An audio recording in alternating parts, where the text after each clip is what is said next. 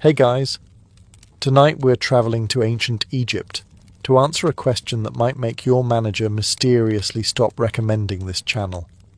How did the people who built pyramids, carved colossal temples, and created one of history's greatest civilizations somehow end up with more time off than many of us today? So before you get comfortable, take a moment, like the video and subscribe, but only if you genuinely enjoy what I do here. And let me know in the comments where you're tuning in from and what time it is for you. It's always fascinating to see who's joining us from around the world. Picture yourself waking just before sunrise in ancient Egypt. The first rays of light spill across the Nile, turning the river into a ribbon of gold. Palm trees sway gently in the morning breeze, birds chatter from the reeds, and somewhere nearby, a donkey has already decided today is the perfect day to file a formal complaint with the entire village. The donkey has many opinions. None of them are useful. You stretch, step outside your mud brick home, and prepare yourself for another day of work. At least, that's what you expect. If you've clicked on this video imagining ancient Egyptians spending every daylight hour dragging enormous limestone blocks through the desert, while a furious overseer shouted motivational phrases that would definitely violate modern workplace policies, you're in for a surprise. It's one of history's most persistent myths. The pyramids are so famous that they've completely overshadowed the lives of the millions of ordinary people who never laid a hand on one. The truth is, you probably aren't a pyramid builder. Instead, you're much more likely to be a farmer, a potter, a brewer, a fisherman, a carpenter, or, if fortune smiles upon you, a scribe. Becoming a scribe is rather like discovering the office job of the ancient world. You spend less time lifting heavy objects and more time making sure everyone else knows exactly how many heavy objects they were supposed to lift. Your greatest physical challenge is occasionally running out of ink. Whatever your profession, your life isn't controlled by a 5-day work week, an alarm clock, or someone asking if you have just 5 minutes for a quick meeting. Ancient Egypt has no meetings that could have been an inscription. Instead, your schedule follows something far older and far more reliable: the Nile. Unlike modern calendars, where every Monday somehow arrives with remarkable confidence despite nobody inviting it, the Egyptian year rises and falls with the river. Nature decides when work begins, when it slows, and when it stops altogether. You can argue with your supervisor. You cannot argue with several billion tons of water. That changes everything. Of course, don't imagine life as one endless holiday beside the river. Fields still need planting, canals must be maintained, livestock cared for, bread baked, beer brewed, tools repaired, and houses patched after every season. Ancient Egypt survived for more than 3,000 years because ordinary people were exceptionally good at their jobs, but they were also practical. When the Nile flooded, vast stretches of farmland disappeared beneath water. You cannot plough a field that has temporarily become part of the river. You also can't complain that the crops are behind schedule when the crops are technically underwater. Even the strictest foreman has to admit defeat at that point. For many farming communities, this meant that the pace of life changed dramatically during different seasons. Some months demanded exhausting labour from sunrise until dusk. Others offered unexpected breathing room, opportunities to repair equipment, work on public projects, visit relatives, attend festivals, or simply enjoy a slower rhythm while waiting for the floodwaters to retreat. Imagine telling your boss, "I'd love to finish that project, but the Nile has swallowed my entire workplace." For once, that isn't an excuse. It's geography. Over the next few chapters, you'll discover that the ancient Egyptian calendar wasn't built around quarterly targets, productivity charts, or the mysterious modern tradition of pretending every email is urgent. It revolved around floods, harvests, religious celebrations, and a deep understanding that life moved in cycles rather than non-stop deadlines. Ironically, the people who built one of history's greatest civilizations also seem to understand something many of us are still trying to learn.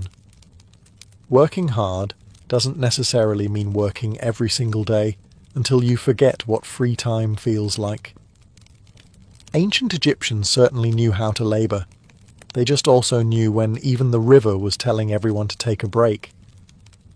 Now that you've discovered your life isn't spent endlessly hauling pyramid stones across the desert, it's time to meet your real supervisor. The Nile.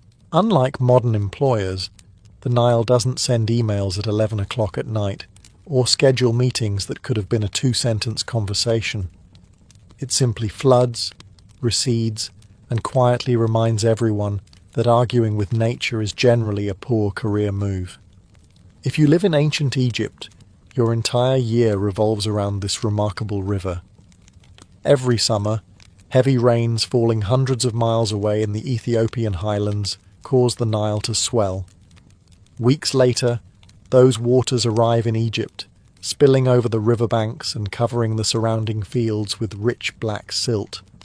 To modern eyes, it might look like a natural disaster. To you, it's the reason your family eats next year. Without these floods, Egypt would mostly be desert. The ancient Egyptians even had a saying that Egypt was the gift of the Nile. It wasn't an exaggeration. Nearly every village, farm and city depended on this annual cycle. The river provided drinking water, fish, transportation, fertile farmland, clay for bricks, reeds for baskets and boats, and endless opportunities for crocodiles to remind everyone that swimming required careful planning. Because the Nile followed a predictable rhythm, so did your work. The Egyptian year was divided into 3 seasons, each lasting about 4 months. The first season was Akhet, the season of inundation, when the floodwaters spread across the fields. Next came Pere, the season when the water retreated and farmers planted crops into the fresh, nutrient-rich soil. Finally came Shemu, the harvest season, when grain had to be gathered before the scorching heat arrived. Every occupation adjusted to these seasons. If you're a farmer, your busiest months aren't determined by a manager staring at spreadsheets. They're determined by whether your fields are underwater or dry enough to plant. During the flood season, ploughing is impossible because your wheat field has temporarily become part of the Nile. Surprisingly, oxen are not enthusiastic about underwater farming. Instead, this quieter period often allows you to repair tools, strengthen canals, help with community building projects, or work for the state on temples and monuments. If you're a fisherman, however, life barely slows down at all. The river is your office, and business remains open. The fish, unfortunately, never seem to recognize public holidays. Scribes remain busy recording harvest estimates, collecting taxes, tracking supplies, and writing official documents. Bureaucracy, it turns out, has always been one of humanity's most durable inventions. As you settle into this rhythm, one thing becomes clear. Ancient Egyptians didn't organize life around the clock. They organized it around the river. And unlike your phone's calendar, the Nile almost never forgot what day it was. The flood has arrived. A few weeks ago, you were walking through neat rows of farmland, checking your tools and wondering whether this year's harvest would be generous. Today, you're standing at the edge of what looks suspiciously like a very large lake where your fields used to be. Oddly enough, this is excellent news. If you're an ancient Egyptian farmer, the annual inundation isn't a catastrophe. It's the beginning of the most important season of the year. The muddy water slowly spreads across the floodplain, leaving behind a fresh layer of fertile black silt. Without it, the soil would soon become exhausted, harvests would shrink, and dinner would become considerably less interesting. But while the flood nourishes the land, it also creates one unavoidable problem. You can't farm underwater, You can stare at your submerged field as long as you like. The wheat will not politely begin growing beneath 3 feet of water simply because you're feeling optimistic. Ancient Egyptians respected nature, largely because nature had an excellent record of winning every argument. For the next several weeks, your usual farming routine simply stops. Now, that doesn't mean everyone spends months reclining beneath palm trees while servants peel grapes. Despite what some Roman writers later implied about luxury, most Egyptians remained busy. The difference was that they became busy doing different things. This was often the season for repairing houses damaged during the previous year. Mud brick walls needed fresh plaster. Roofs required maintenance. Granaries were inspected. Irrigation canals were cleaned and strengthened before the water retreated.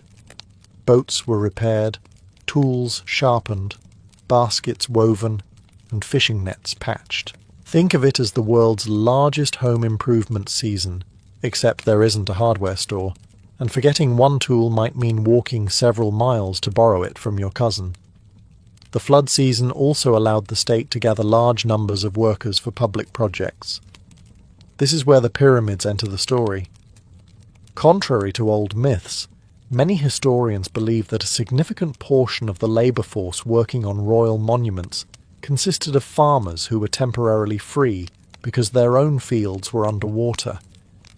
Instead of sitting idle, they contributed labour to projects sponsored by the pharaoh, receiving food, clothing, housing, and often beer as payment.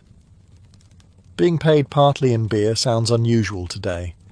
Then again, modern companies occasionally reward employees with branded coffee mugs, so perhaps history hasn't changed quite as much as we'd like. Beer in ancient Egypt wasn't simply a luxury. It was nutritious, safer than questionable water sources, and a normal part of the daily diet for adults and children alike. Receiving beer as part of your wages wasn't a bonus, it was practical. The flood season also gave families something increasingly rare in the modern world. Time. Time to repair relationships, visit neighbouring villages, prepare for upcoming festivals, teach children practical skills, and simply live at a pace dictated by nature instead of deadlines. Life certainly wasn't effortless, but it wasn't an endless sprint either. Ironically, the busiest river in Egypt created one of the quietest seasons for the people who depended on it most. Just as you begin settling into the rhythm of the Nile, you discover something else that shaped your work schedule. The gods apparently enjoyed a good celebration. A very good celebration. Ancient Egypt wasn't home to just 1 or 2 major religious holidays. Depending on where you lived and which period of history you happened to occupy, the calendar was packed with festivals honouring dozens of different gods and goddesses. Some lasted a single day. Others stretched on for several days, filling temples, streets and riverbanks with music, feasts, processions, and enough incense to make the entire city smell like an expensive candle shop. For you, these weren't optional weekend activities. Religion was woven into every part of daily life. The gods controlled the flood, the harvest, the sun, the afterlife, and just about everything else that mattered. If a festival honoured one of them, the community paid attention. That often meant work slowed down or stopped entirely. Imagine you're a carpenter halfway through building a new boat. Today you plan to finish the hull.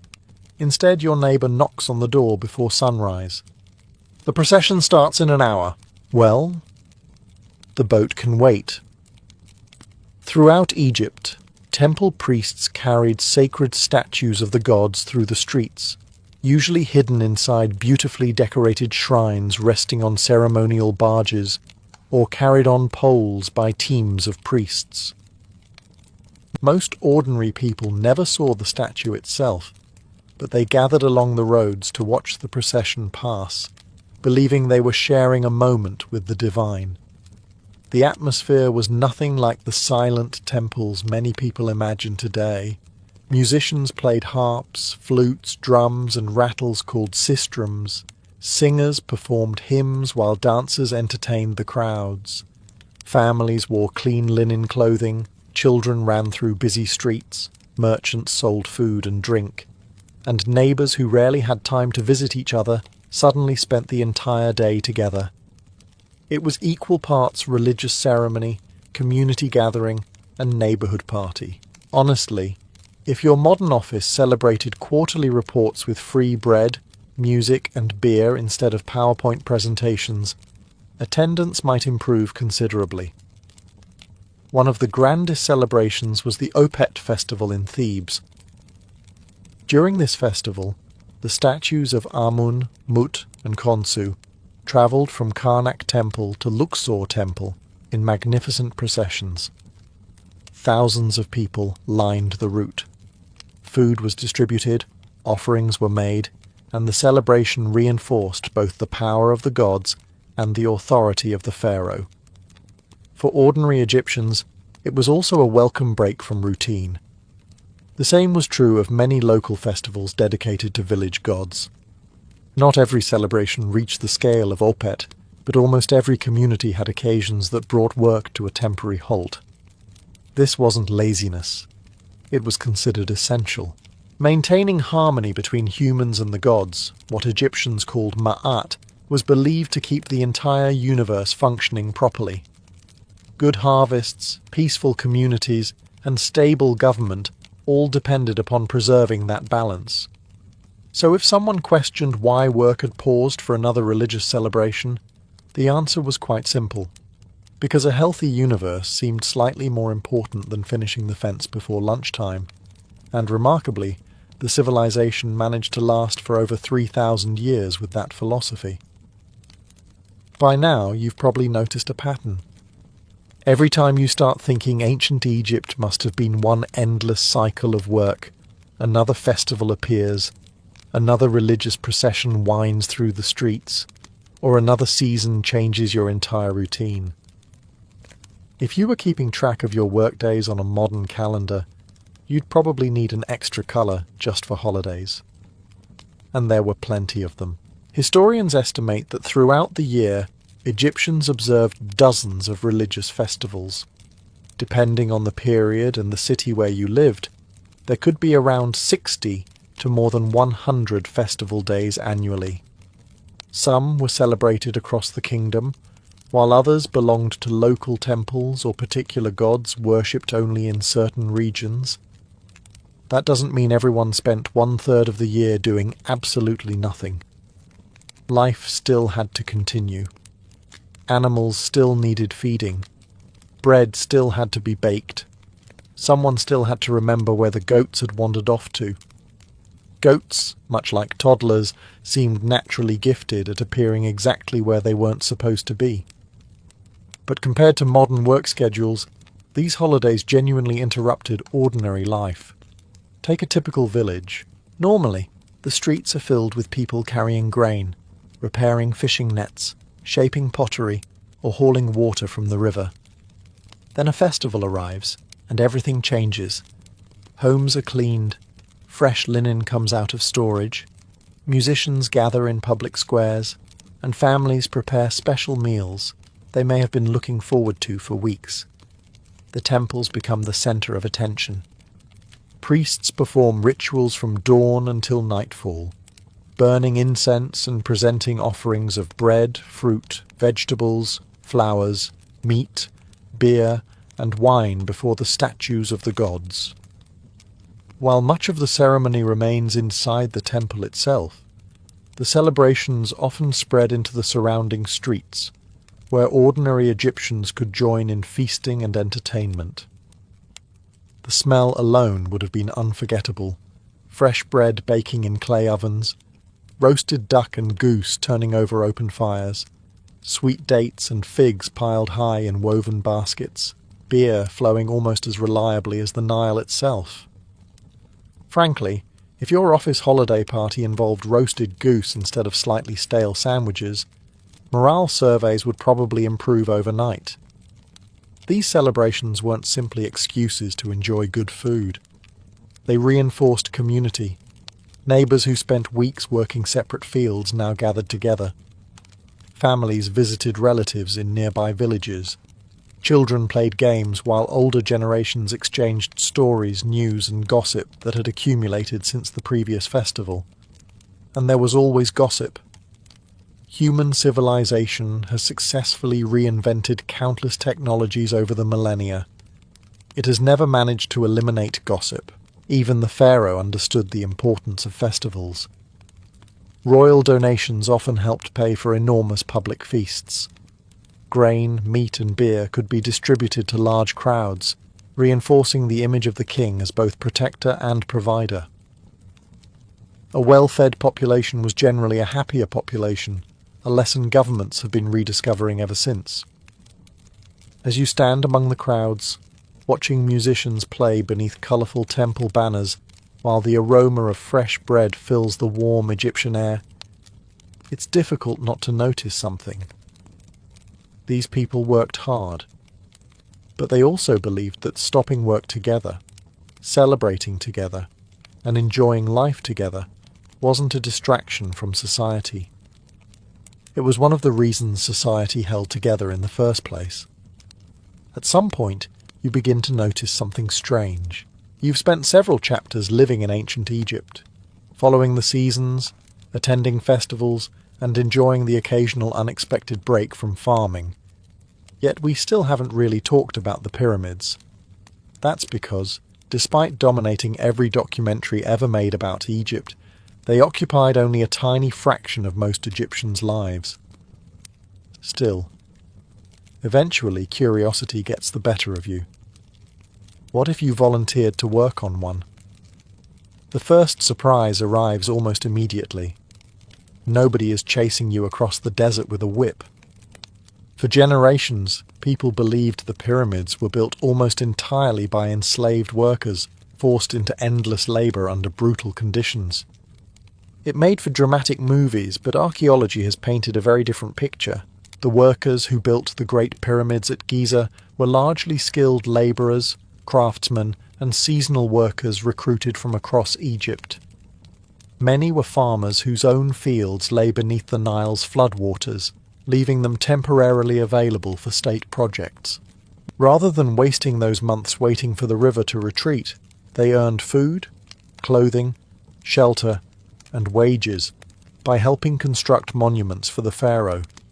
It's less chains and misery, and more temporary government contract. Admittedly, the commute was considerably worse.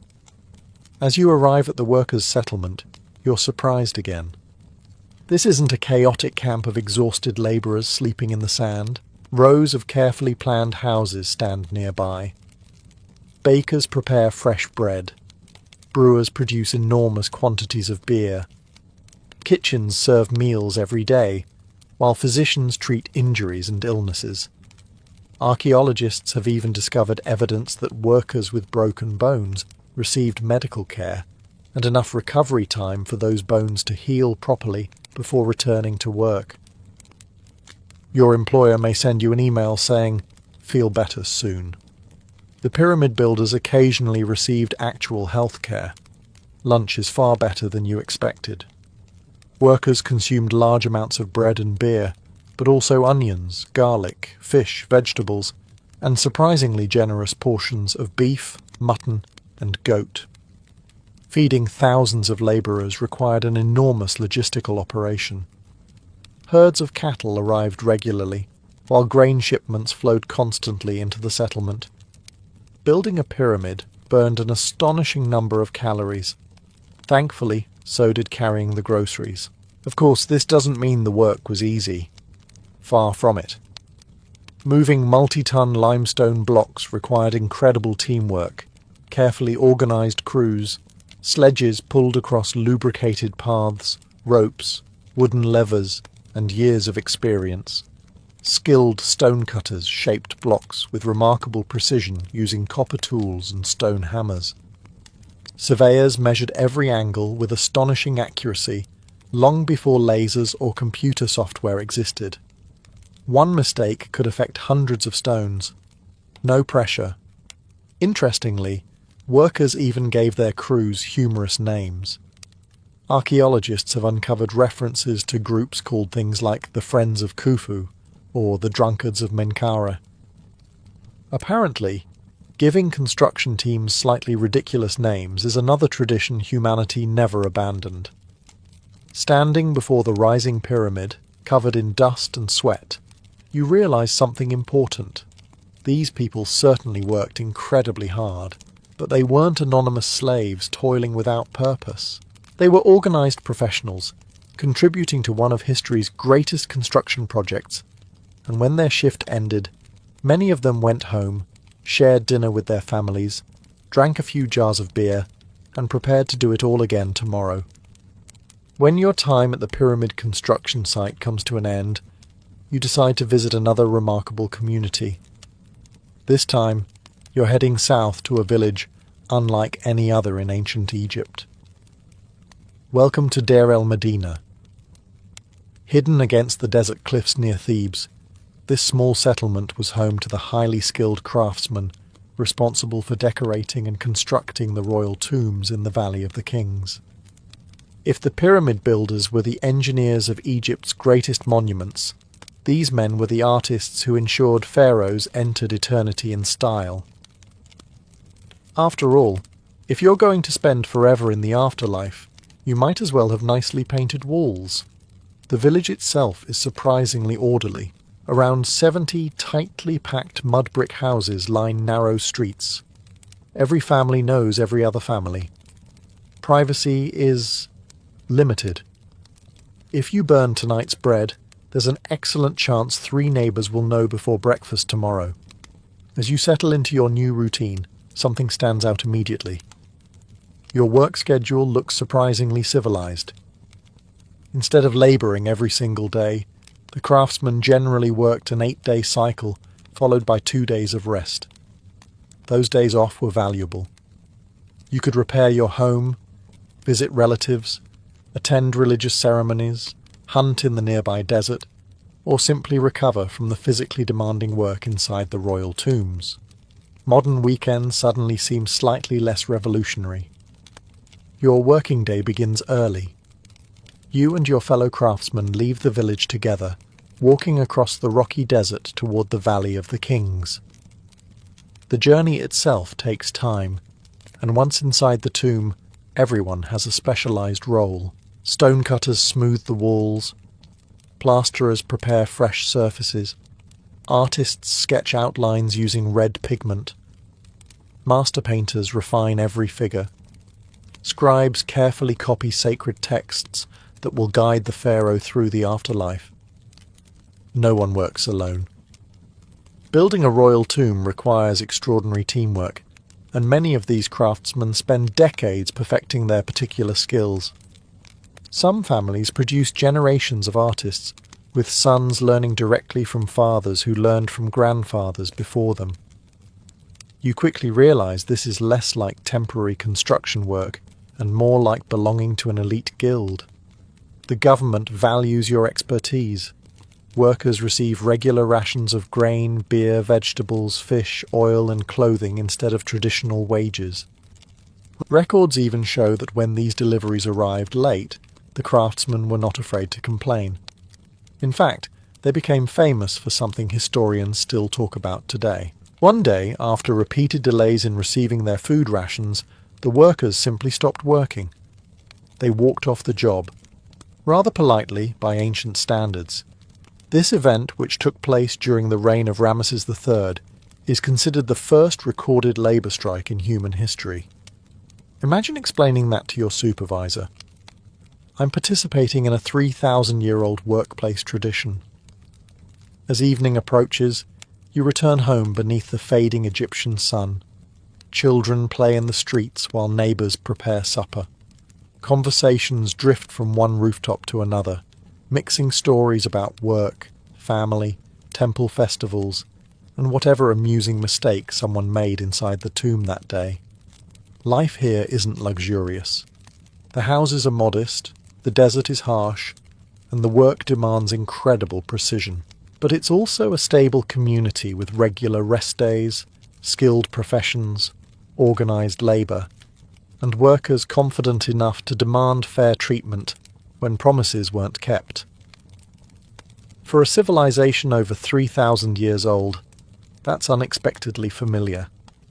By now, you've met pyramid builders, tomb painters, and enough priests to suspect that ancient Egypt may have had more religious festivals than actual weekdays. But what about everyone else? After all, not every Egyptian spent life decorating royal tombs or hauling limestone. In fact, the overwhelming majority of people simply tried to earn a living, raise a family, and avoid making the tax collector noticeably interested in their existence. So today, you get to try 3 different careers. Let's begin as a farmer. Before sunrise, you're already awake. The air is cool. The Nile reflects the first light of dawn, and your ox is staring at you with the unmistakable expression of an employee who has absolutely no intention of helping until breakfast. Your responsibilities are endless. You plough fields, sow grain, repair irrigation ditches, weed crops, tend livestock, harvest wheat, and store grain safely before pests or moisture destroy months of work. When harvest arrives, life becomes exhausting. Every hour matters because waiting too long could ruin the crop. Entire families join together in the fields. Even children help with lighter tasks, learning from an early age that bread begins long before the bakery. Then the season changes. The flood arrives, your fields disappear beneath water, and suddenly your schedule becomes far less demanding. You still repair tools, maintain your home, or assist with public projects, but the frantic pace eases considerably. Now let's try becoming a craftsman. Instead of fields, your world smells of wood shavings, wet clay, molten copper, or freshly cut stone. Perhaps you're shaping elegant pottery. Perhaps you're weaving linen so fine that wealthy nobles proudly wear it to temple ceremonies. Or maybe you're building furniture for someone whose chair somehow requires more decoration than your entire house. Craftsmen usually enjoy steadier work throughout the year than farmers. Cities always need tools, baskets, sandals, jewellery, boats, statues, and household goods. Your income depends largely on your skill. The better your craftsmanship, the more valuable your work becomes. Of course, perfection takes time. One cracked vase can erase several days of effort. No pressure there. Finally, you become a scribe. Congratulations. After several days of working in the Egyptian sun, you've discovered one unavoidable truth. No one can function on an empty stomach. Fortunately, ancient Egyptians took food very seriously. Not in the modern sense of photographing every meal before eating it. Thankfully, no one is delaying lunch because the bread needs better lighting. Instead, food is simply fuel, essential for surviving long hours of physical labour beneath a blazing African sun. Your day usually begins early with a simple breakfast, a loaf of coarse bread, perhaps accompanied by onions, dates, figs, or leftover vegetables from the previous evening. If you're fortunate, there may be cheese or a little fish. Nothing extravagant, but enough to get you through the cool morning hours before the heat becomes relentless. Then comes work. Whether you're harvesting grain, shaping stone, or recording tax accounts, the Egyptian sun steadily climbs higher. By midday, the temperature can become oppressive. The light is so intense that even the stray village dogs seem to have collectively agreed that productivity is overrated until evening. So you stop, not because you're lazy, because continuing at full speed under the hottest part of the day would be both miserable and remarkably foolish. Many workers slowed their pace or took breaks during the afternoon heat whenever their duties allowed. Shade became one of the most valuable resources in Egypt. A tree, a mud brick wall, or a simple woven shelter could feel like a gift from the gods themselves. You find a cool spot beside your fellow workers. Lunch is already waiting. Fresh bread appears once again, because in ancient Egypt, bread is less of a food and more of a lifestyle. Alongside it come onions, garlic, lentils, beans, cucumbers, and perhaps salted fish, or a piece of roasted duck if you're celebrating something special. Then someone passes you a large pottery jar. Beer. Not the crystal clear beer you might imagine today. Egyptian beer is thick, cloudy, slightly grainy, and filling enough that you could almost chew parts of it. It contains relatively little alcohol by modern standards, but provides calories, nutrients, and hydration. For many workers, beer is consumed every single day. Children drink weaker versions. Adults drink stronger ones. Somewhere, a modern human resources department is collectively hyperventilating.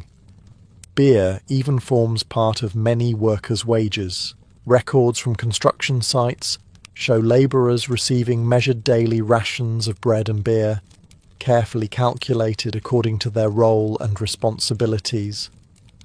To an Egyptian worker, getting paid in beer isn't unusual. It's payroll. Of course, meals are about more than simply eating. This is when conversations happen.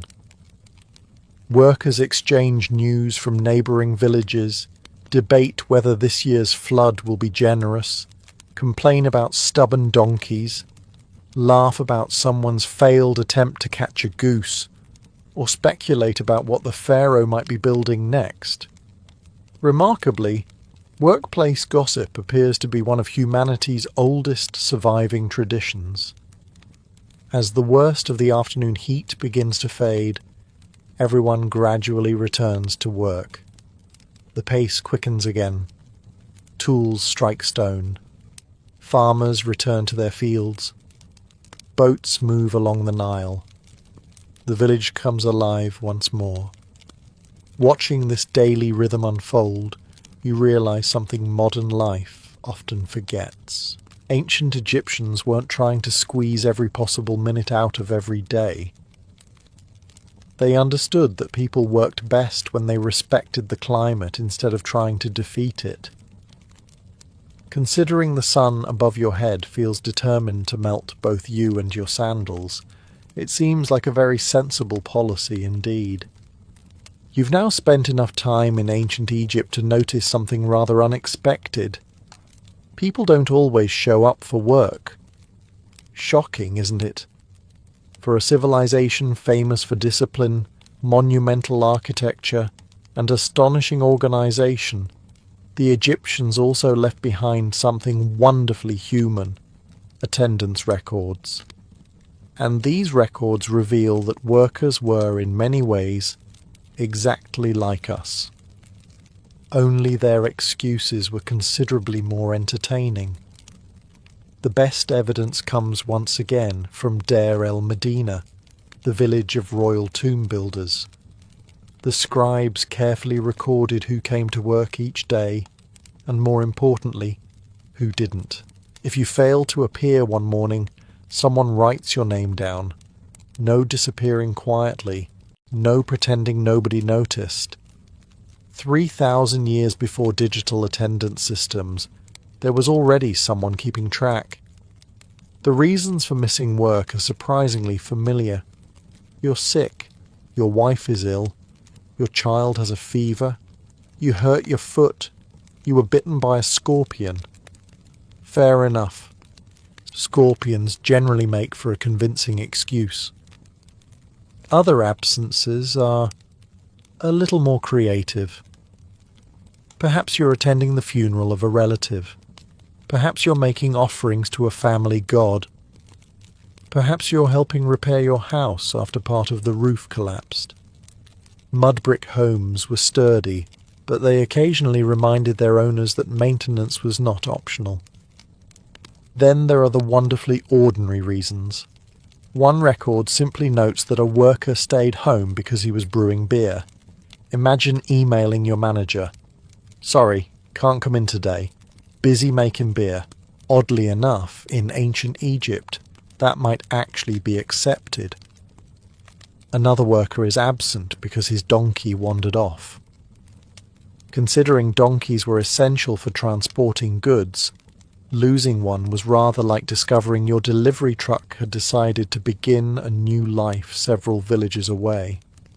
Someone else misses work while caring for his mother. Another because of eye pain. Another because he was mourning the death of a family member. These records paint a surprisingly compassionate picture. Life happened, and employers generally understood that. That doesn't mean workers could disappear whenever they pleased. The government still expected major projects to continue, especially royal tombs. Scribes monitored attendance carefully, and repeated unexplained absences certainly attracted attention. Even in ancient Egypt, there was probably one co-worker who mysteriously developed an illness every time heavy lifting was scheduled. Human nature, it seems, has enjoyed remarkable stability.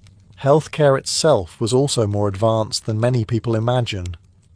Egyptian physicians treated broken bones, stitched wounds, prescribed herbal remedies, and diagnosed illnesses using surprisingly detailed medical knowledge for the time. Workers injured on major state projects often received treatment rather than simply being replaced. Medicine wasn't magical, but it wasn't primitive either. As you recover from your own sore muscles after weeks of labour, you begin to appreciate something else about Egyptian society. Its workers weren't viewed as endlessly replaceable machines. They were valuable people with families, illnesses, responsibilities, and lives beyond their jobs. For all its kings and monuments, ancient Egypt still depended on ordinary individuals showing up each morning, and occasionally not showing up at all. Apparently, calling in sick has a much longer history than anyone expected. If the flood season was ancient Egypt's opportunity to catch its breath, harvest season was the moment everyone stopped relaxing. Immediately. The Nile has long since retreated, the grain has grown tall beneath the Egyptian sun, and now the fields stretch before you like waves of gold. It is a beautiful sight. It is also a countdown. Because once the grain is ready, waiting is no longer an option. You wake before dawn. The air is still cool, and workers are already gathering with sickles tucked into their belts. Families move toward the fields together. Men, women, older children, neighbours, and hired labourers all have jobs to do. Even the village dogs seem unusually motivated, although mostly because they hope someone drops lunch. Today, every pair of hands matters. The wheat and barley must be cut before birds eat too much of it, before unexpected weather damages it, or before the dry stalks become too brittle. Ancient Egypt rarely suffered heavy rain, but wind, pests, and simple bad timing could still reduce months of hard work. This is not the season for taking things slowly. Harvesting begins with rows of workers cutting stalks using curved wooden sickles fitted with razor-sharp flint blades. Behind them, others gather the bundles and tie them together before carrying them to large threshing floors. There, cattle or donkeys walk in endless circles over the grain, separating the edible kernels from the stalks. The animals probably don't enjoy the process. They also aren't consulted. Next comes winnowing. Workers throw the mixture into the air using wooden forks or baskets. The breeze carries away the lighter chaff, while the heavier grain falls back to the ground. It looks surprisingly elegant. almost like a carefully practiced dance, provided you ignore the fact that everyone is covered in dust and sweating through their linen clothes. By midday, you're exhausted, your back aches, your hands are blistered, there is straw in places you didn't know straw could reach, and somehow there are still several fields left. Suddenly, those quieter weeks during the flood season make perfect sense. The Egyptian calendar wasn't designed to avoid hard work. It balanced periods of intense labour with periods of recovery. Modern life often spreads moderate stress across the entire year. Ancient Egypt preferred concentrating enormous effort into a few crucial seasons. Then came the tax collectors.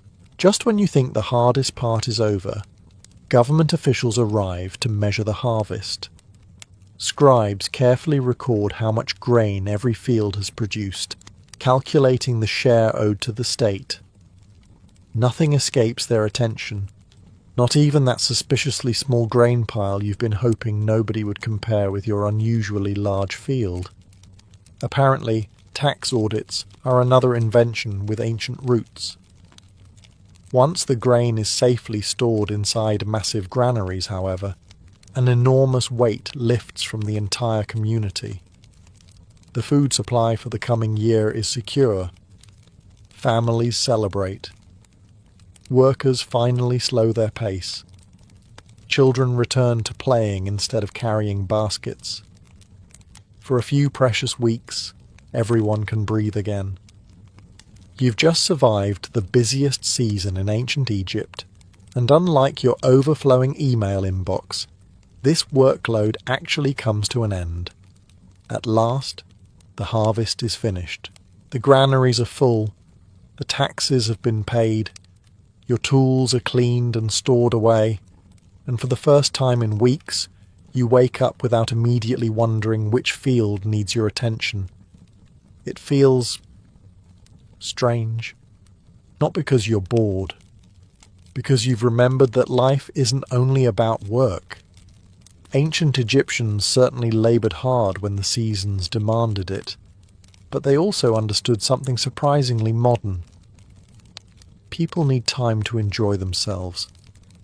As the afternoon sun softens, you wander into the village square. Children are everywhere. Some wrestle in the dust, while others throw small balls made from stitched leather and stuffed reeds. A few play with carved wooden animals pulled along by strings, while others invent games whose rules appear to change every 5 minutes depending on who is currently winning. Humanity also invented making up the rules as you go.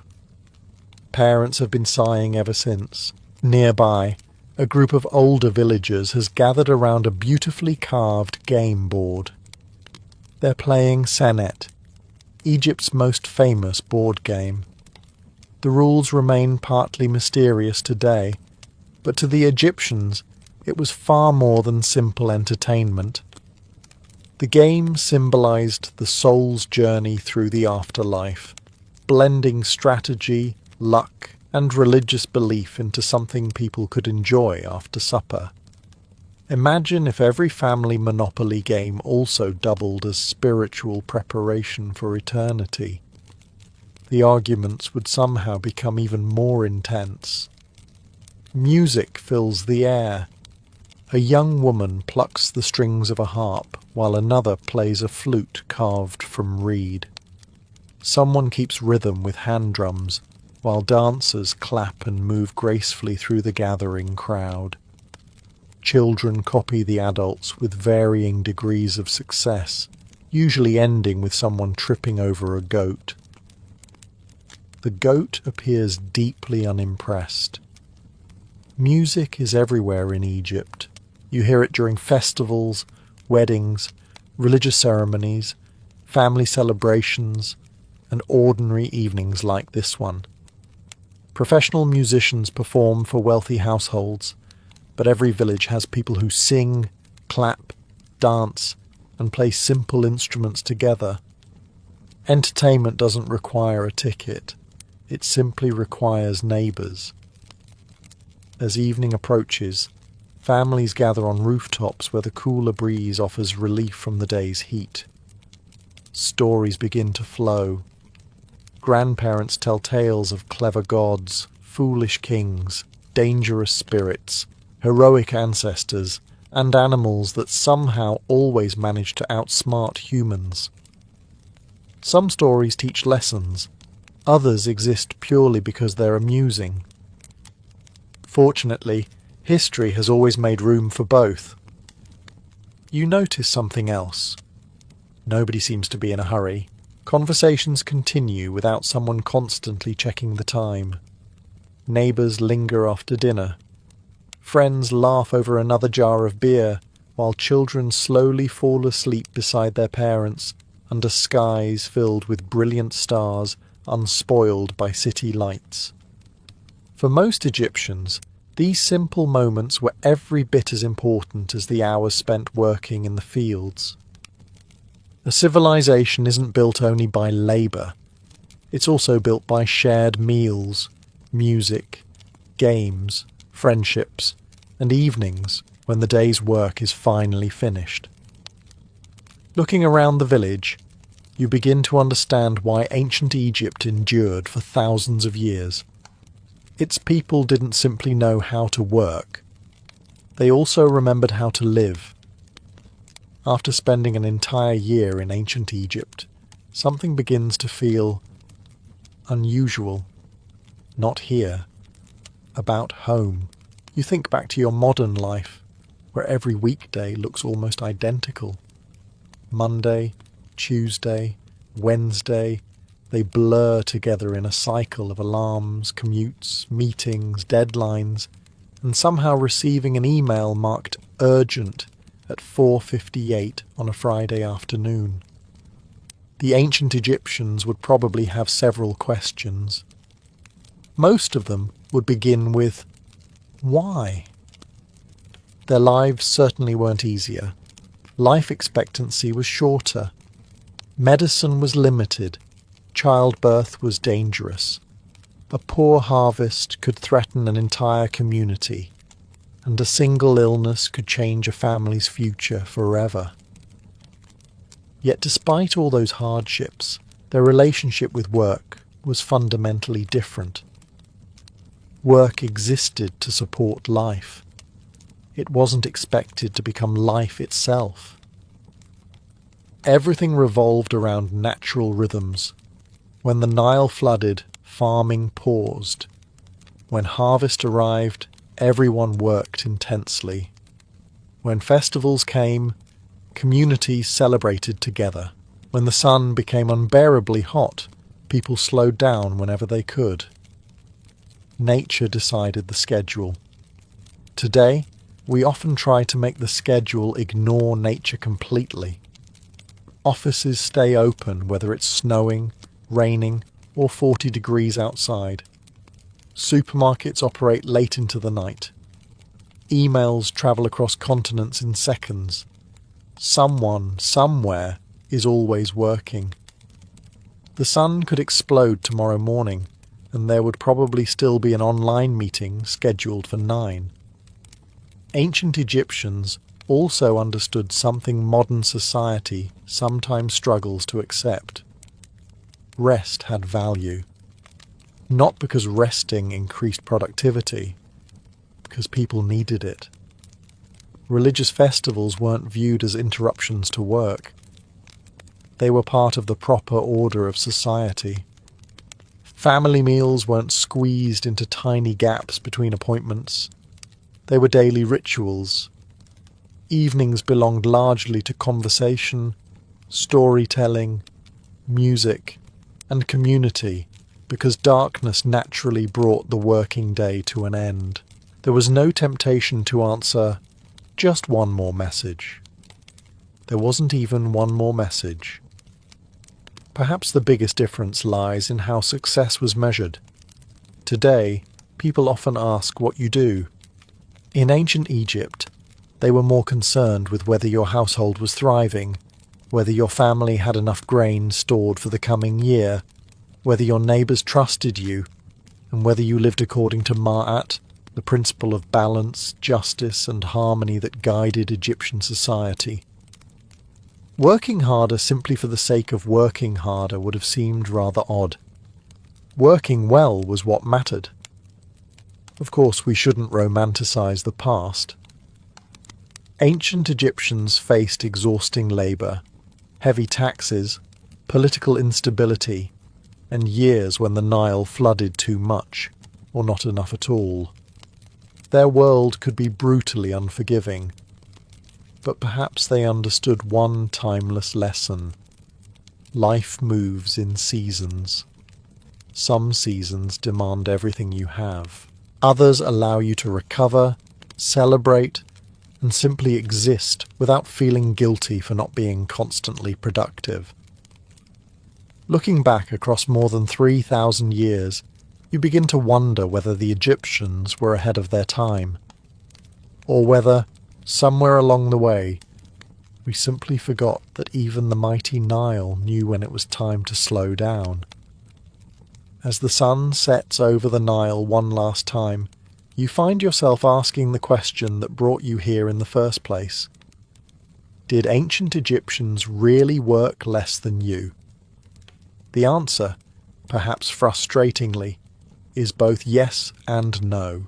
If you simply count the number of days spent working, many ordinary Egyptians probably did enjoy more breaks throughout the year than the average modern employee.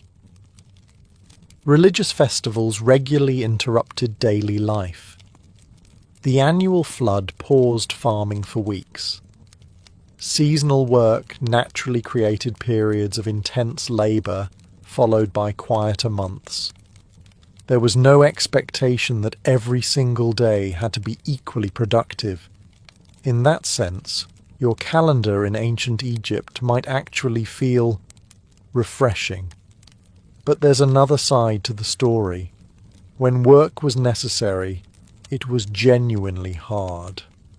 Harvest season demanded exhausting physical effort from sunrise until sunset.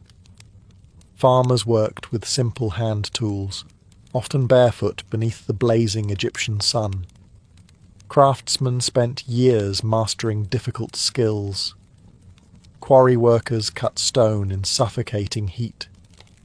Boatmen fought strong currents, while labourers carried loads that would make most modern gym memberships seem slightly unnecessary. There were no tractors, no electric saws, no forklifts, and certainly no air conditioning. The closest thing to climate control was standing under the only tree for half a mile and hoping nobody else reached it first. Life itself was also far less comfortable. A toothache could become life-threatening. A broken leg might permanently change your future. Infant mortality was tragically common, and diseases we easily treat today could spread through entire communities. One poor Nile flood could mean hunger for thousands of families. Modern life has many frustrations. Ancient life had considerably fewer passwords, but significantly more parasites. Yet despite these hardships, there is something deeply appealing about the Egyptian rhythm of life. Their society accepted that human beings couldn't maintain the same pace every day of the year. Nature demanded flexibility, and people adapted accordingly. There was time to celebrate, to mourn, to gather with family, to honour the gods, to repair homes, to share meals, and occasionally to do absolutely nothing while waiting for the river to finish flooding. No one felt guilty because the fields were underwater. There was literally nothing else the fields could do. Perhaps that's the greatest lesson ancient Egypt leaves behind. Productivity wasn't measured hour by hour. It was measured harvest by harvest, generation by generation. The goal wasn't to squeeze every possible minute out of life. The goal was to create balance, to work when work was needed, to rest when rest was possible, to celebrate when there was something worth celebrating. And somehow, following that rhythm, ordinary people built one of the longest-lasting civilizations in human history. So, were ancient Egyptians better off than you? Probably not. Medicine, technology, and modern comforts have transformed our lives beyond anything they could have imagined.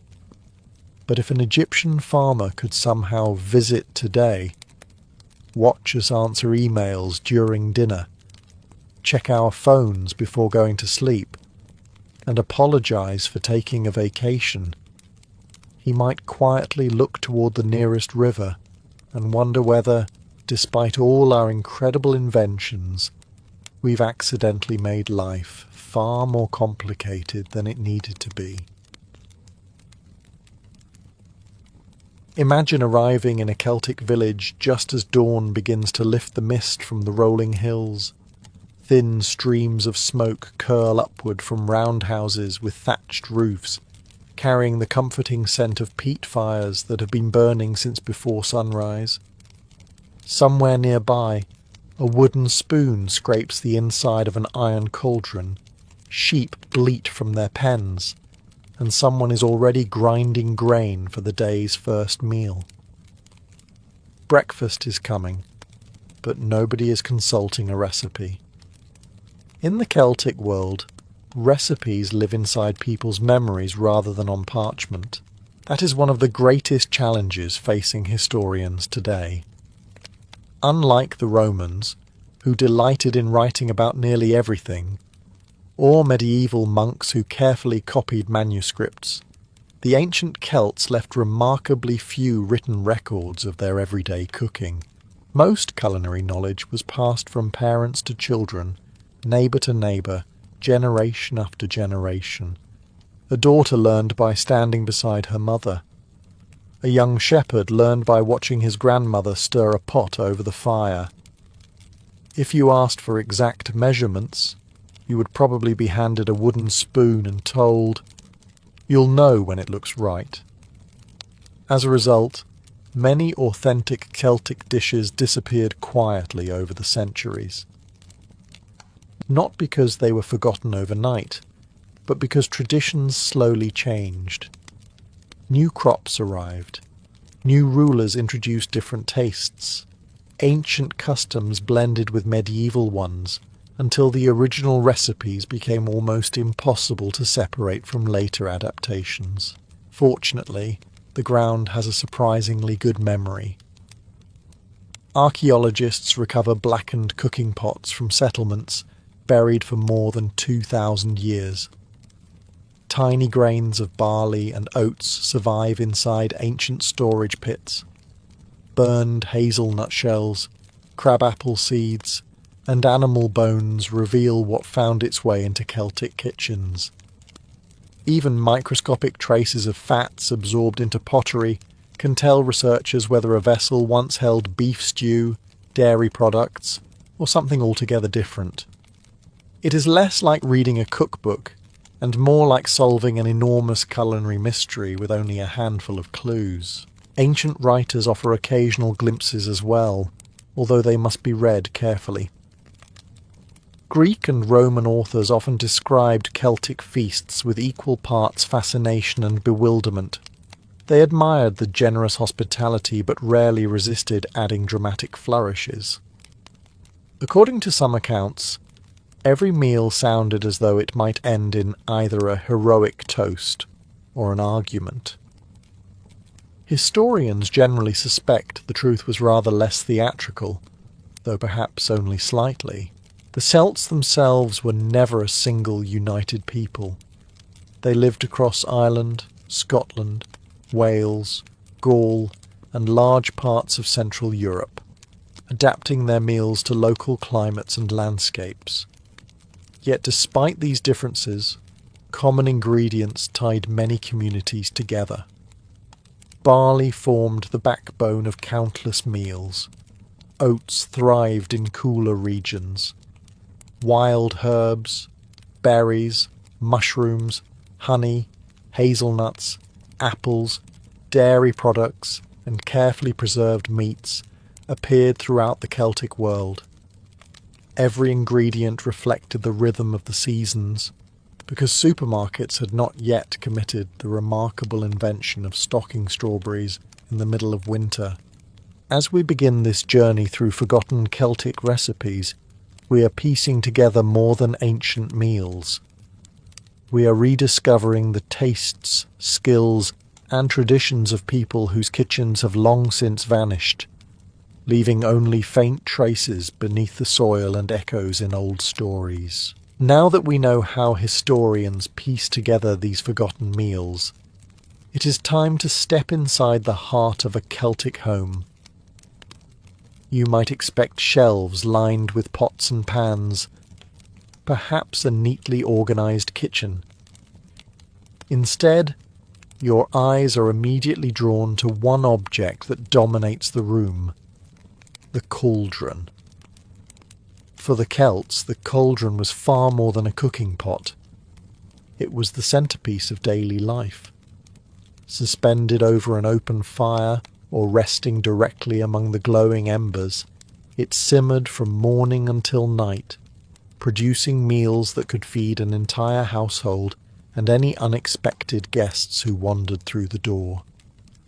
Hospitality was one of the greatest virtues in Celtic society, and turning away a hungry traveller was considered deeply dishonourable. Fortunately, a large pot of stew has an impressive ability to stretch when another bowl is needed. Unlike modern recipes that begin with a precise list of ingredients, Celtic cooking depended on whatever the season had provided. A handful of barley might go into the pot first, followed by oats to thicken the broth. Then came vegetables gathered from nearby fields or gardens, such as onions, leeks, cabbage, turnips, or wild carrots. Herbs like sorrel, watercress, wild garlic, or thyme added freshness without the need for imported spices. If meat was available, it became the star of the meal. Beef held particular prestige among many Celtic communities, reflecting the importance of cattle as both wealth and food. Pork was equally common, especially after autumn, when pigs had spent months feeding in oak forests rich with acorns. Mutton and goat appeared regularly, while venison occasionally arrived after a successful hunt. Fish filled the pot in coastal villages or settlements along rivers, where salmon, trout, and eels were plentiful. The beauty of these stews was their flexibility. A successful cook understood balance rather than measurements. Too much grain made the stew heavy. Too much water left it thin and disappointing. Experience, rather than written instructions, determined when another handful of herbs was needed, or when the fire should be allowed to die down. Every family likely claimed their version was the best, much as families still do today, often with exactly the same level of confidence. The cauldron itself also carried symbolic meaning. In Celtic mythology, magical cauldrons possessed extraordinary powers. Some never ran empty, others restored life or granted wisdom. These legends probably reflected the enormous importance of the real cooking pot sitting in every household. A full cauldron meant security, community, and survival through another day. By evening, the stew would have grown richer as fresh ingredients joined those already simmering over the fire. Tomorrow's meal often began with what remained from today's, creating a continuous cycle of nourishment that wasted very little. In a world where every harvest mattered, the humble cauldron was not simply a kitchen tool. It was the quiet guardian of the Celtic table. As comforting as the ever-present cauldron was, not every meal could revolve around a bubbling pot. Shepherds spent long days on distant hillsides. Hunters disappeared into forests before sunrise. Traders followed winding paths between settlements for weeks at a time. They all needed food that could survive a journey without turning into an unfortunate science experiment. The answer came in the form of one of the oldest and most reliable Celtic foods, the humble oatcake. Unlike the soft loaves that fill modern bakeries, Celtic breads were dense, sturdy, and wonderfully practical. Wheat was difficult to grow across much of Ireland and Scotland, where cool temperatures and damp soils favoured hardier grains. Oats and barley became the true champions of the Celtic pantry, producing flour that could be mixed with water, a little salt, and occasionally buttermilk before being shaped into flat rounds. These simple cakes required no elaborate ovens. Instead, they were baked directly on a heated stone beside the fire or on a flat iron griddle. Within minutes, the dough formed a firm crust while remaining slightly soft inside. Once cooled, the cakes could last for several days, making them ideal companions for travellers and farmers alike. One close relative of these breads was the bannock, a thick, round flatbread whose descendants are still baked in parts of Scotland and Ireland today.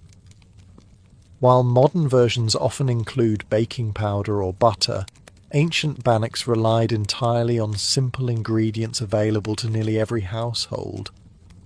Depending on the season, cooks might enrich the dough with rendered animal fat, fresh herbs, crushed hazelnuts, or even a drizzle of honey if the family had been fortunate enough to collect wild honeycomb. These breads were rarely eaten alone. A piece of warm oatcake became the perfect companion to a bowl of stew, soaking up every last drop of rich broth.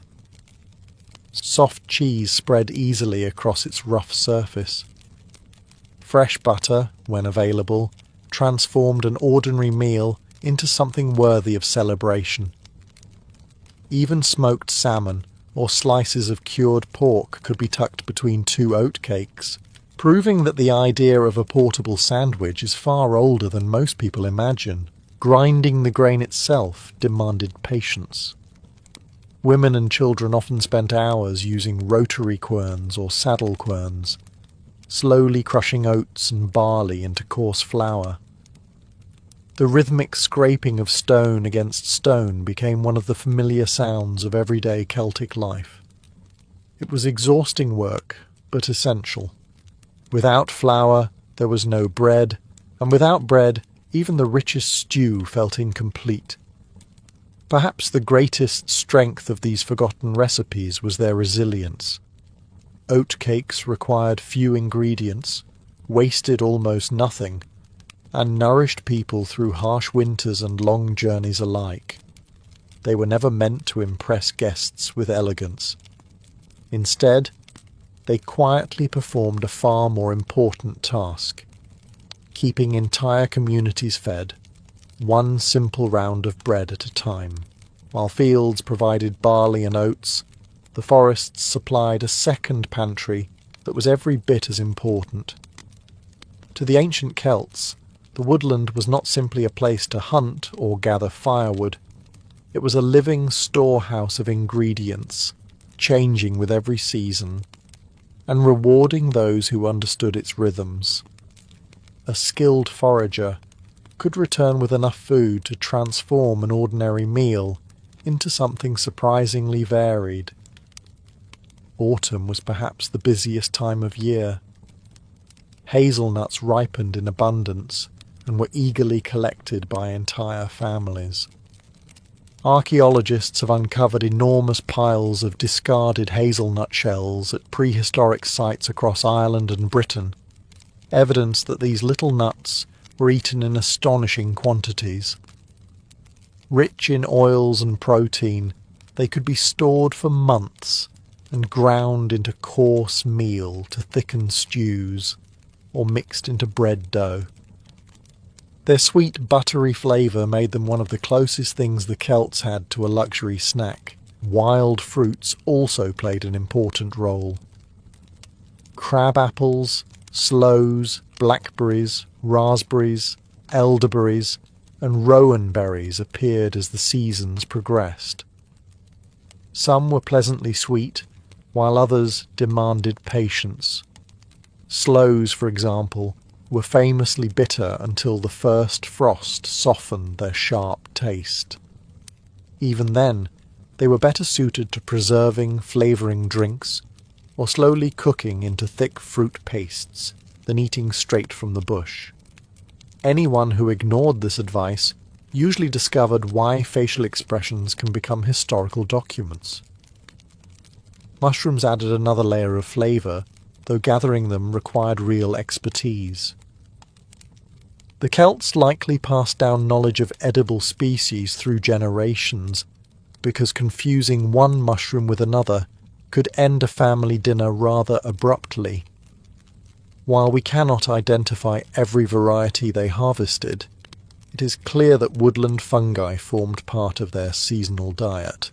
Wild garlic carpeted many forest floors during spring, filling the air with its unmistakable aroma.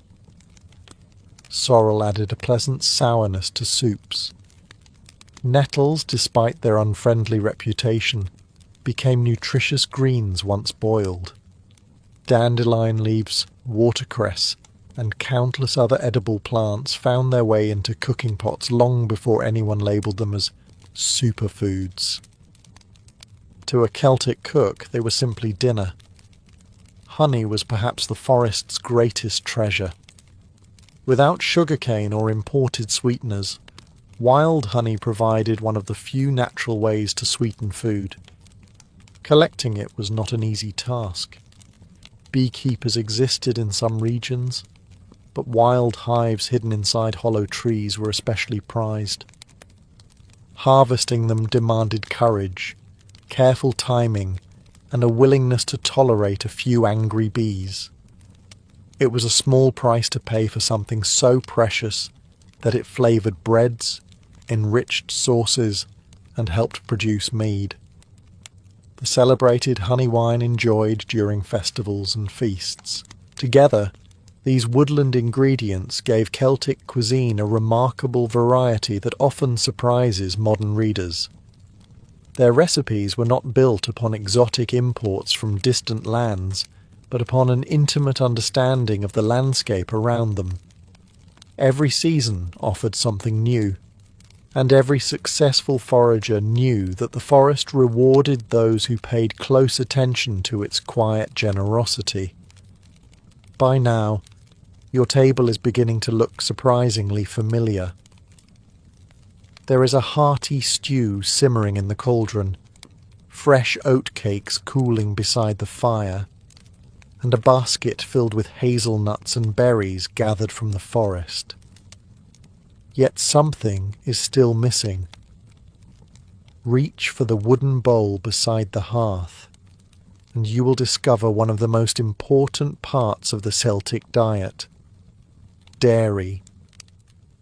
If cattle represented wealth, then milk represented everyday life. Across much of the Celtic world, cows grazed on open pastures from spring until autumn, producing a steady supply of fresh milk. Sheep and goats contributed as well, particularly in hillier regions where cattle were harder to maintain. Fresh milk was certainly enjoyed, but it had one obvious flaw. Without refrigeration, it spoiled quickly, especially during warmer months. Celtic families therefore became experts at transforming milk into foods that lasted far longer. Butter was among the most valued products. Churned by hand inside wooden vessels, it required patience and plenty of arm strength. The rhythmic motion could continue for an hour or more before golden clumps finally separated from the buttermilk. Once washed and salted, the butter became a precious source of calories that enriched bread, vegetables and stews. Remarkably, archaeologists have uncovered large blocks of what is known as bog butter across Ireland and parts of Scotland. hidden inside wooden containers or wrapped in animal skins before being buried in cool peat bogs. Some of these deposits are more than 2,000 years old.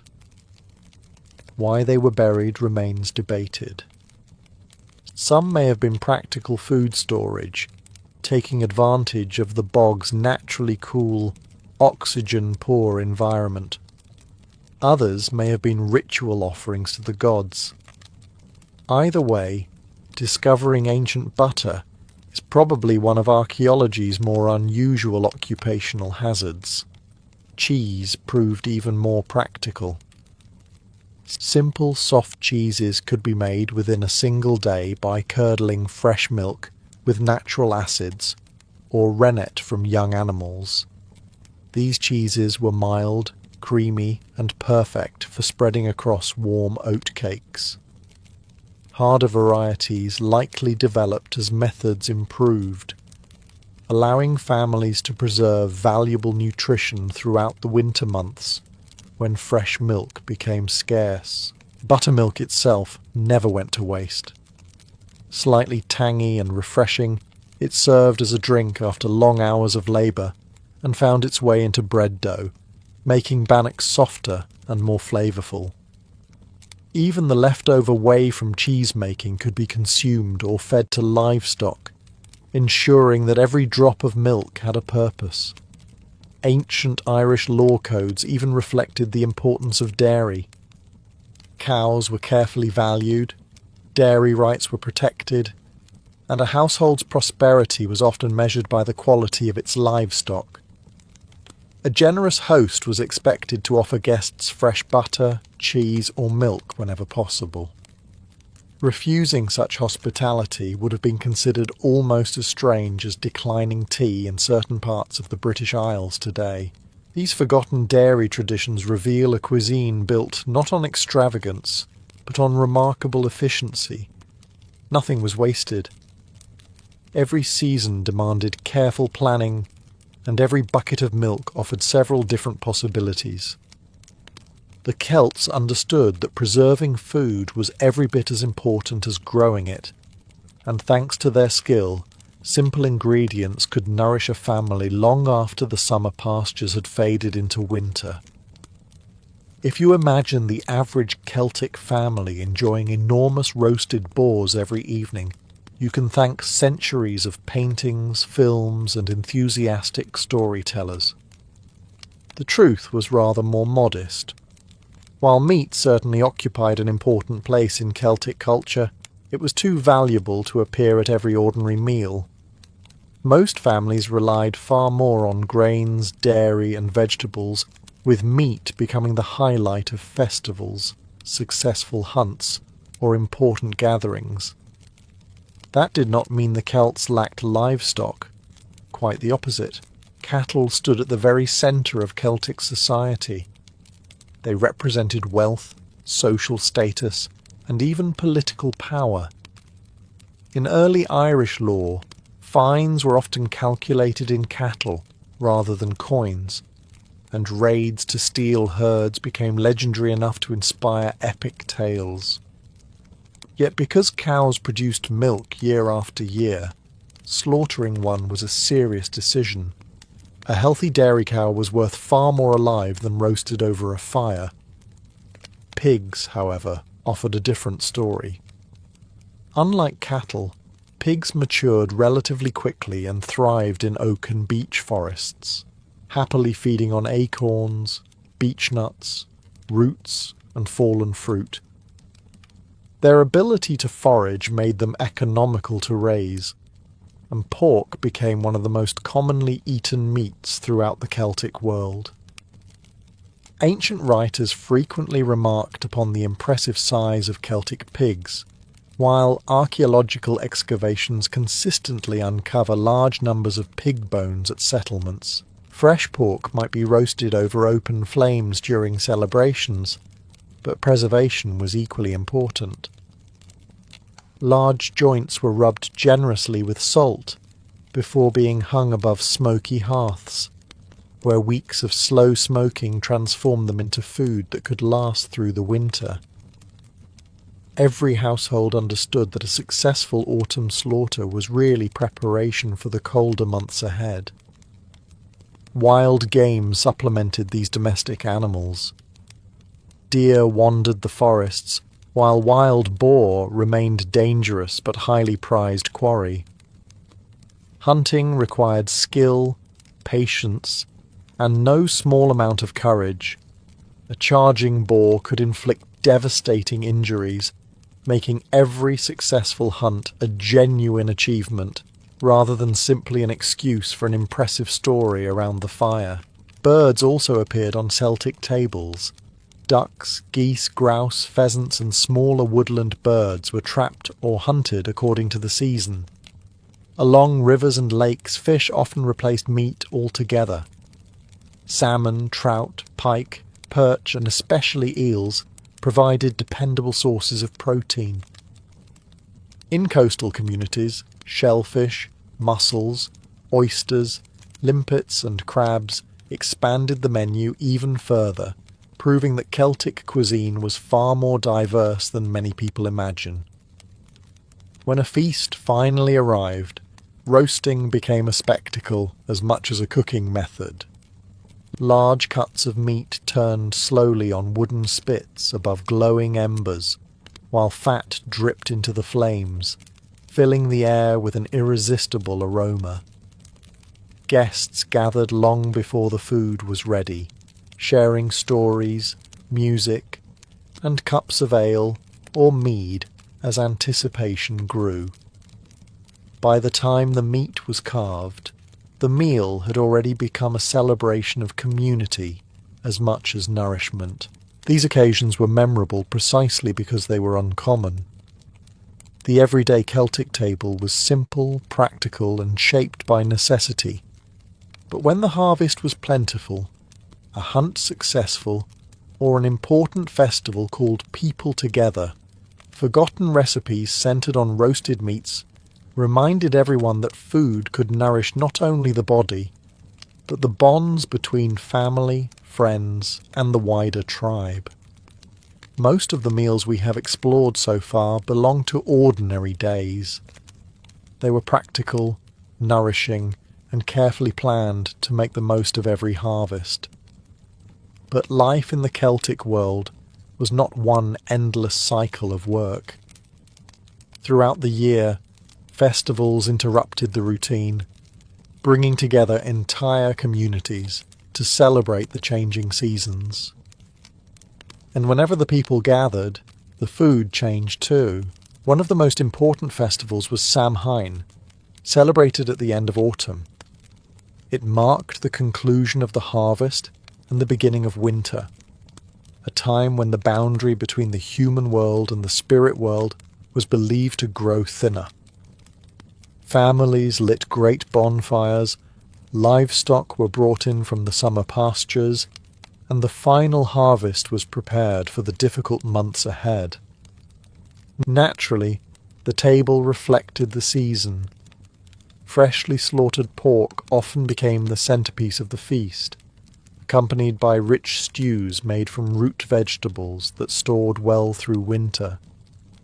Turnips, carrots, onions, and leeks simmered together with barley until they formed thick, comforting dishes that warmed everyone gathered around the fire. Apples, harvested only weeks earlier, appeared roasted beside the flames or sliced into simple desserts sweetened with precious honey. Nuts also played a symbolic role. Hazelnuts and walnuts represented wisdom and abundance, and many traditional games involved cracking or roasting them over glowing embers. Some customs survived well into later Irish and Scottish folklore, although few people today realise their origins stretch back to ancient Celtic celebrations. Spring brought a very different menu.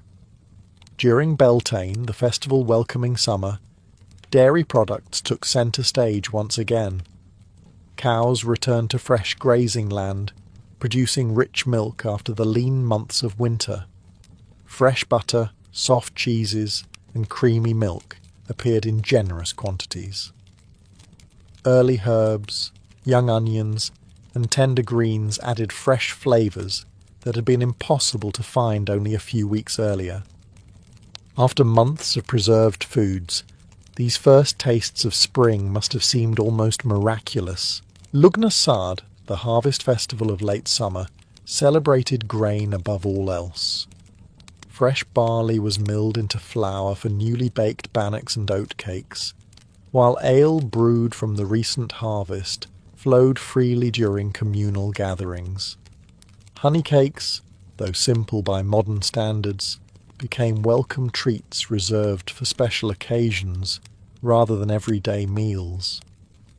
The festivals were never only about eating. Music echoed across the hills as harps, horns, and drums accompanied dancing that sometimes continued long after sunset. Storytellers recited heroic legends, while poets praised great families and generous hosts. Children chased one another between the fires, and merchants traded goods brought from distant regions. Every shared meal strengthened friendships, settled disputes, and reminded scattered communities that they belonged to something larger than themselves. Many of these festival recipes disappeared not because they lacked flavour, but because the celebrations themselves gradually changed. Christianity reshaped older traditions, new ingredients entered Europe, and generations adapted their cooking to new customs. Yet hidden beneath later holiday meals are faint echoes of those ancient Celtic feasts, where a simple loaf of fresh barley bread, a bowl of autumn stew, and a spoonful of honey were enough to celebrate another year of survival together. A meal in the Celtic world rarely ended with an empty cup.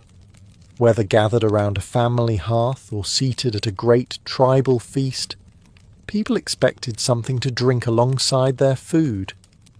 Clean water was certainly available from springs and streams, but many of the beverages that accompanied forgotten Celtic recipes carried far richer flavours and far deeper cultural meaning. Perhaps the most famous was mead.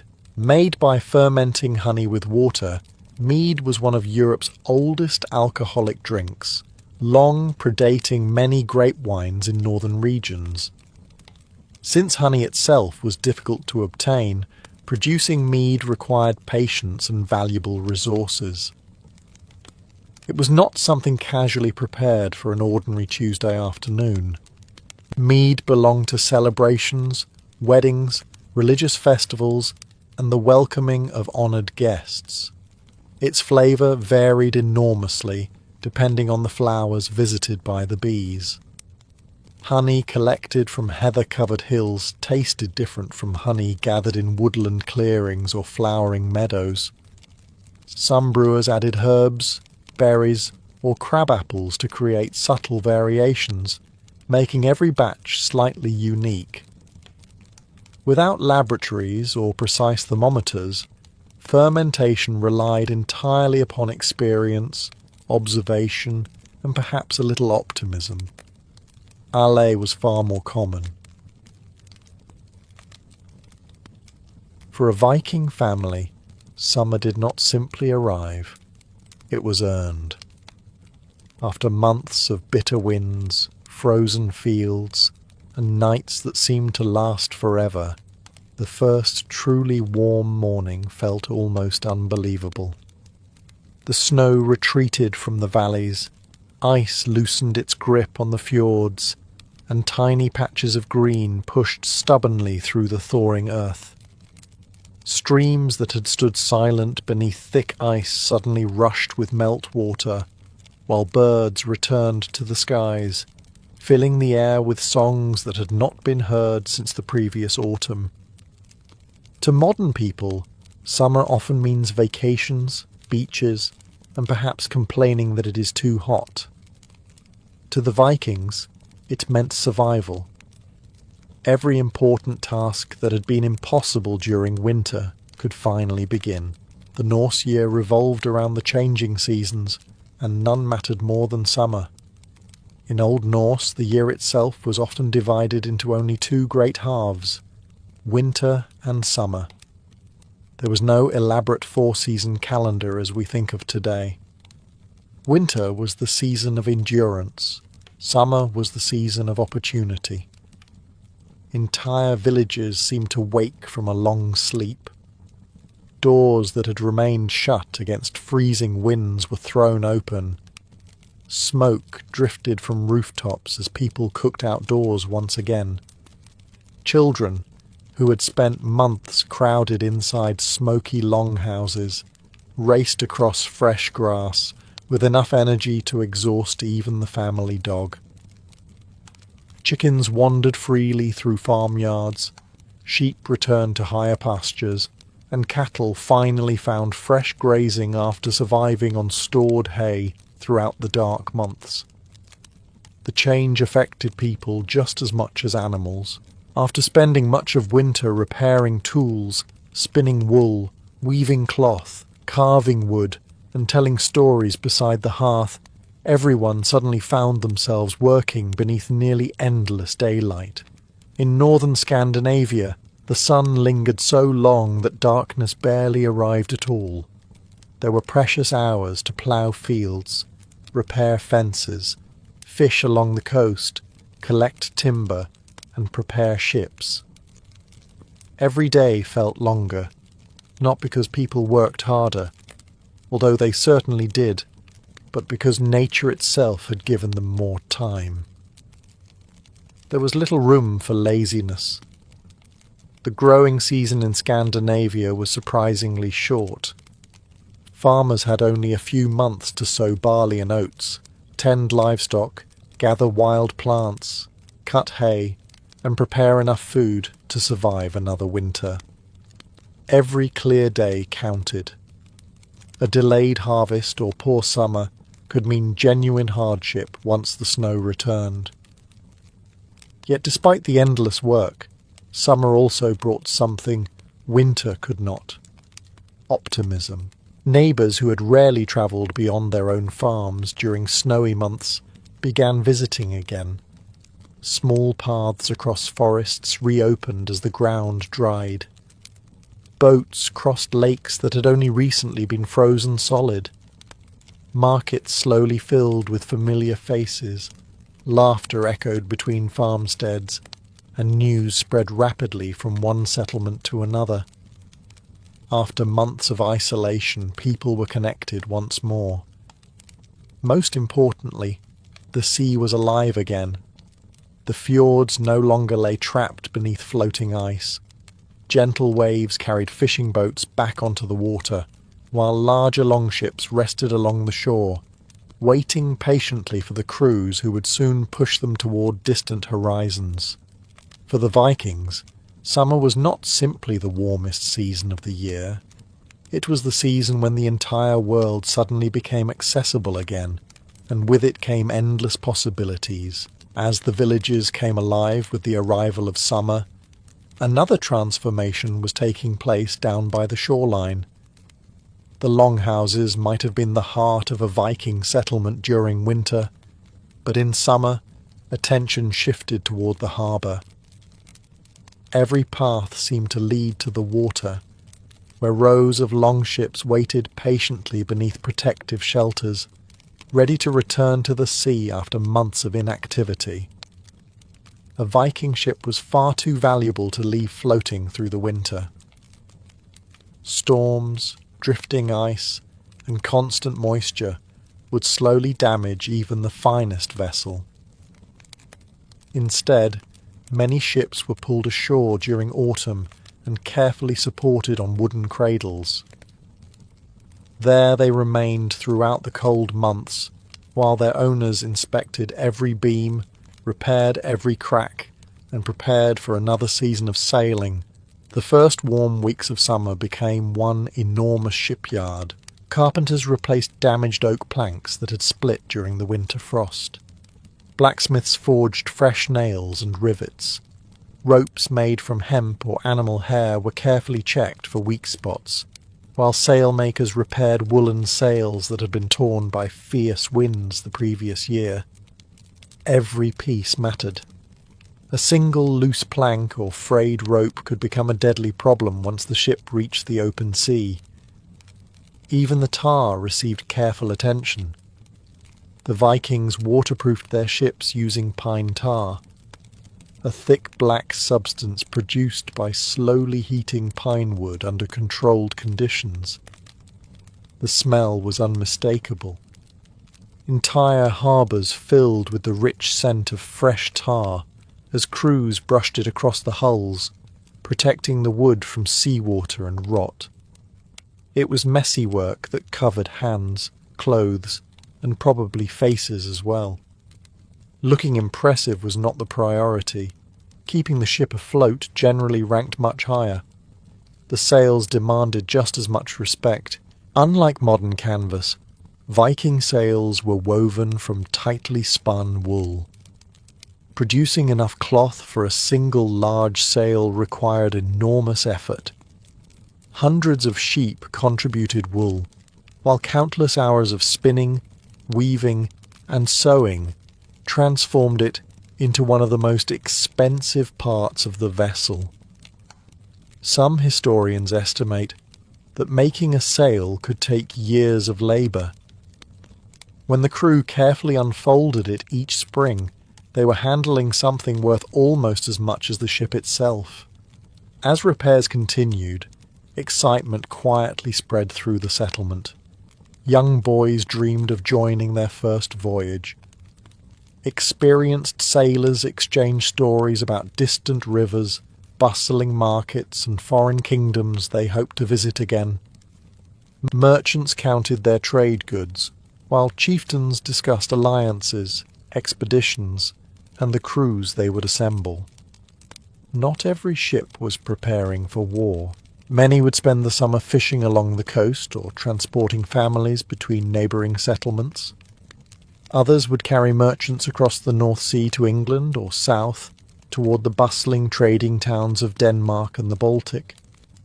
Some ventured even farther, reaching Iceland, Greenland, or the great rivers that led deep into Eastern Europe, and eventually toward Constantinople. By the time the final repairs were complete, the shoreline no longer resembled a quiet fishing village. It had become the starting point of an entire season of movement. With the ships once again resting on the water instead of the land, summer had truly begun, and the Viking world was ready to set sail. With the long ships repaired and launched, the shoreline slowly emptied. One by one, vessels disappeared beyond the mouth of the fjord, their striped woolen sails catching the steady summer breeze. For many Vikings, this was the moment they had anticipated all winter. Summer did not simply allow them to travel, it reopened an entire world that had been inaccessible for months. The sea became Scandinavia's greatest highway. Unlike muddy forest tracks or snow-covered mountain passes, the ocean connected people rather than separating them. A skilled crew could cover astonishing distances, following familiar coastlines by day and navigating with the stars, the sun, and generations of accumulated experience. Every voyage carried risk, but it also carried opportunity. Many people imagine every Viking ship sailing off in search of battle. In reality, a great number were loaded not with warriors, but with merchants and cargo.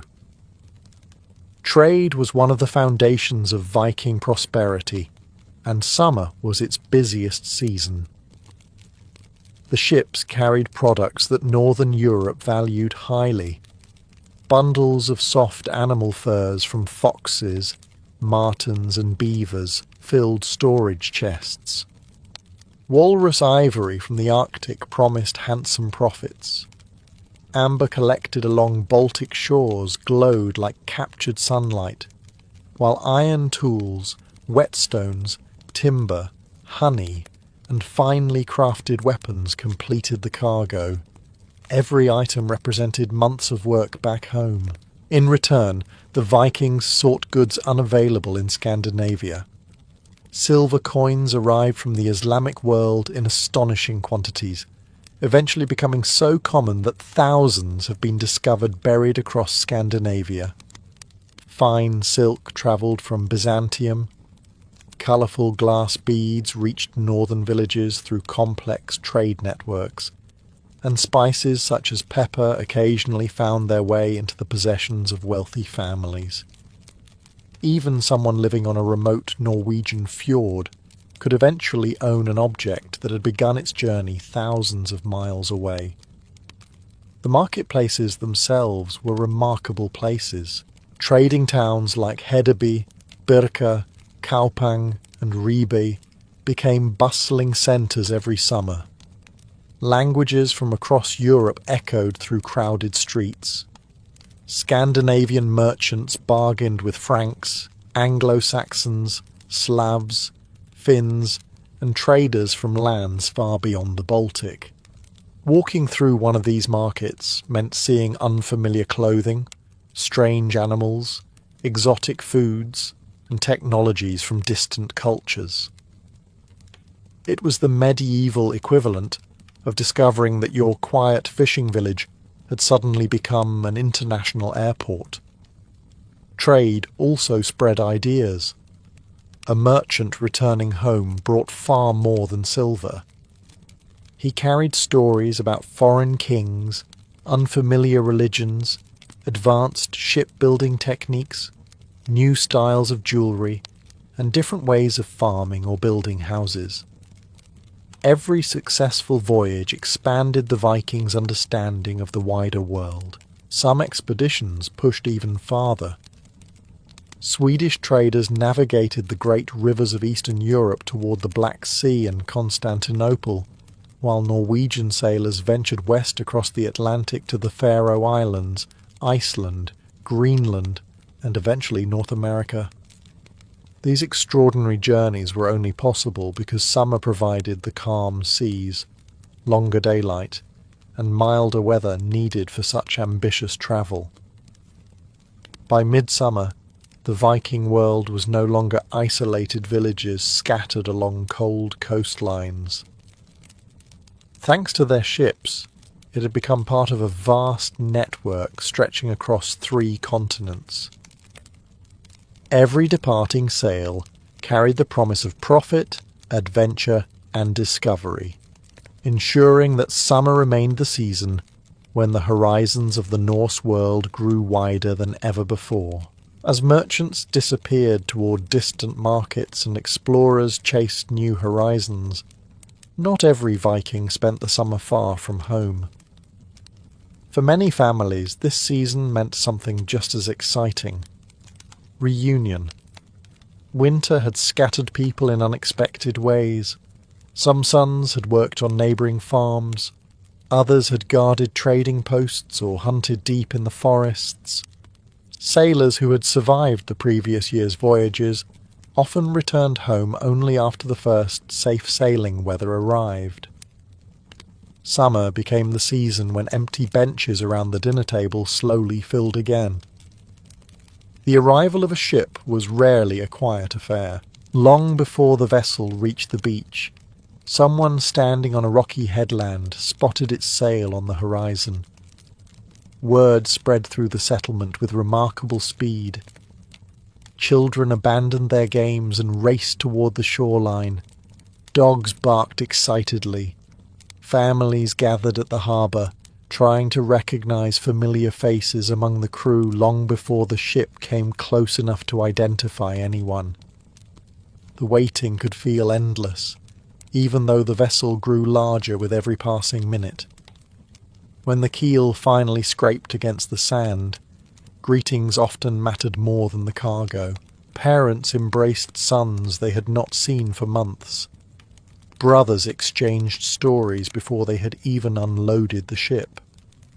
Children met fathers who returned carrying strange objects from lands they could scarcely imagine.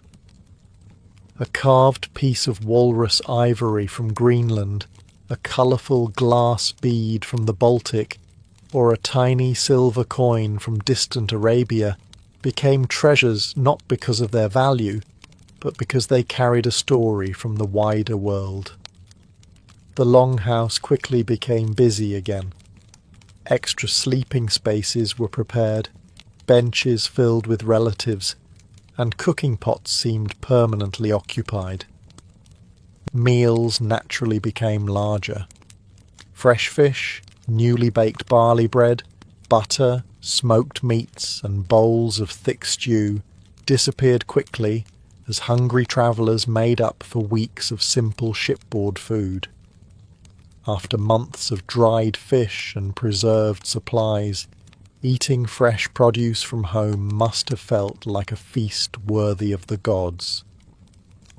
Of course, the conversations lasted far longer than the meals.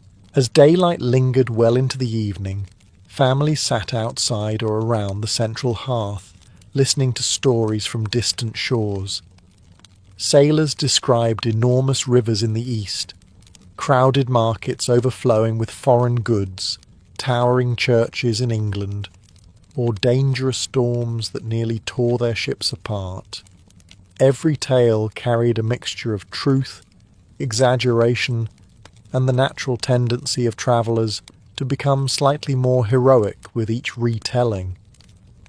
Fortunately, nobody seemed to mind. Summer was also the preferred season for weddings, legal assemblies, and large family gatherings. Roads were dry, rivers navigable, and travel relatively safe, allowing relatives from scattered settlements to meet in numbers that would have been impossible during winter. New friendships formed, marriages were arranged, disputes settled, and alliances renewed over generous meals and shared cups of ale. These reunions strengthened Viking society in ways that extended far beyond individual households. A successful summer was measured not only by good harvests or profitable voyages, but by the chance to reconnect with people separated by the long northern winter.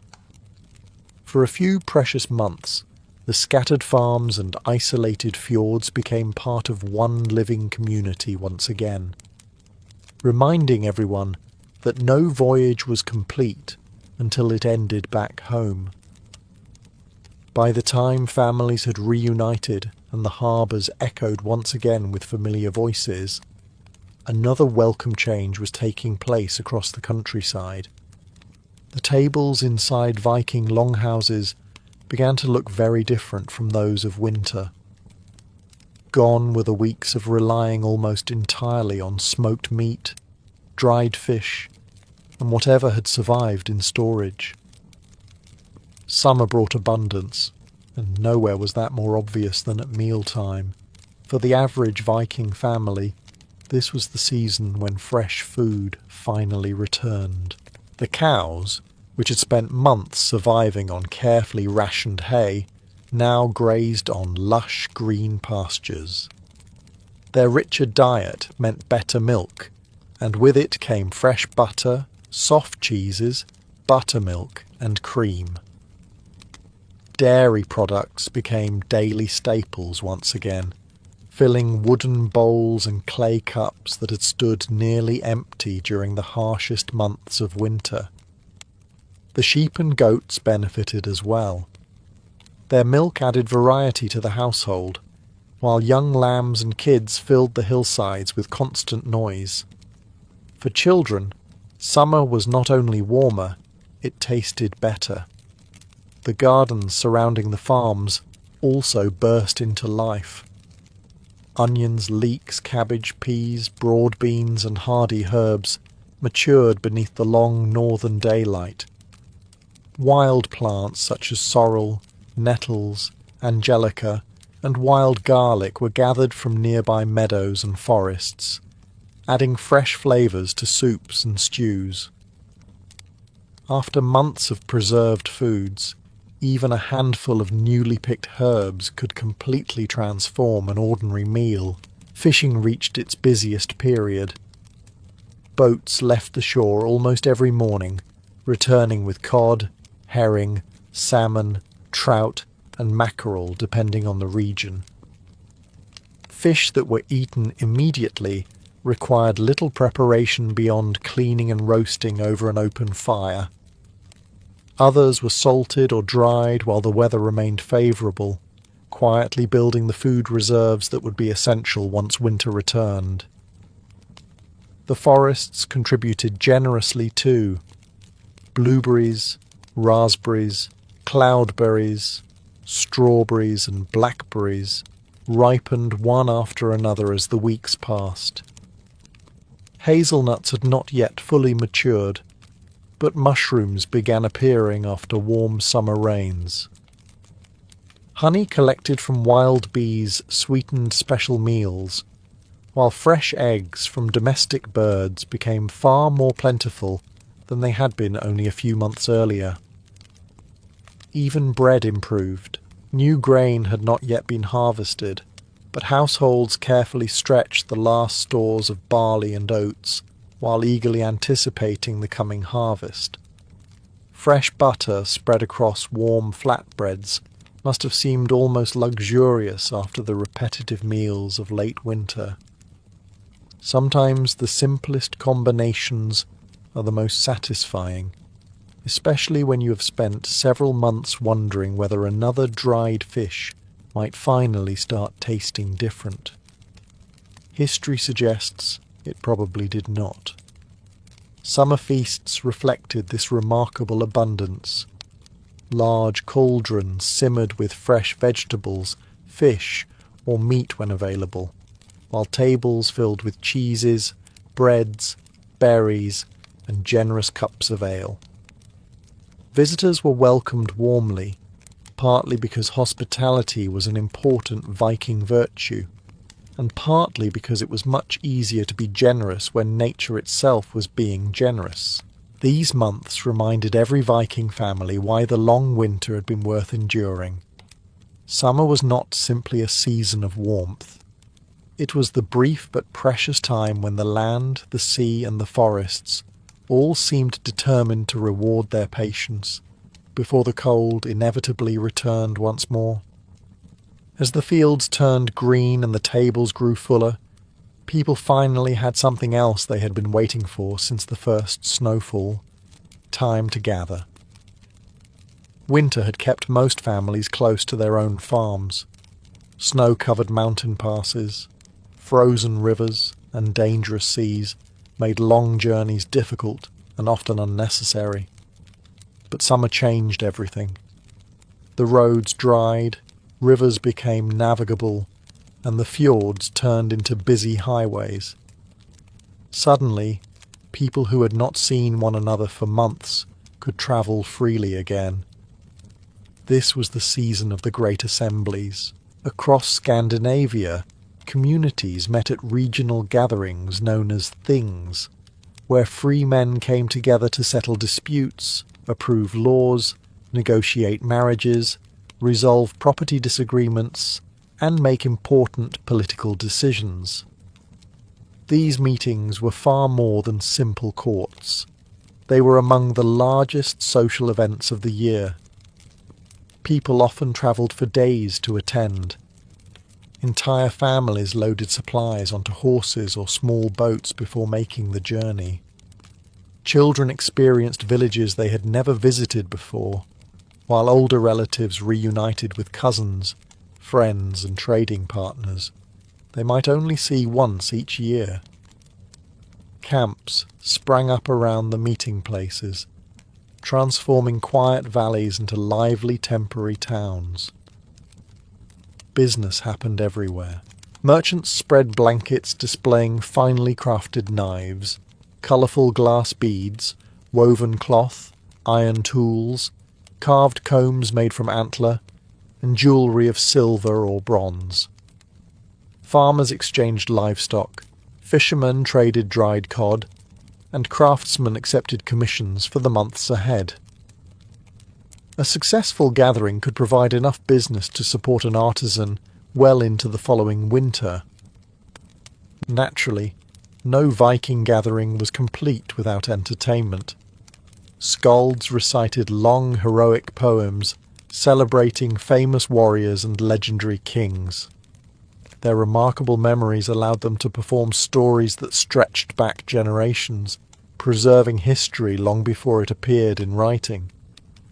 Nearby, musicians played harps, bone flutes, and horns, while dancers filled the open spaces between the tents.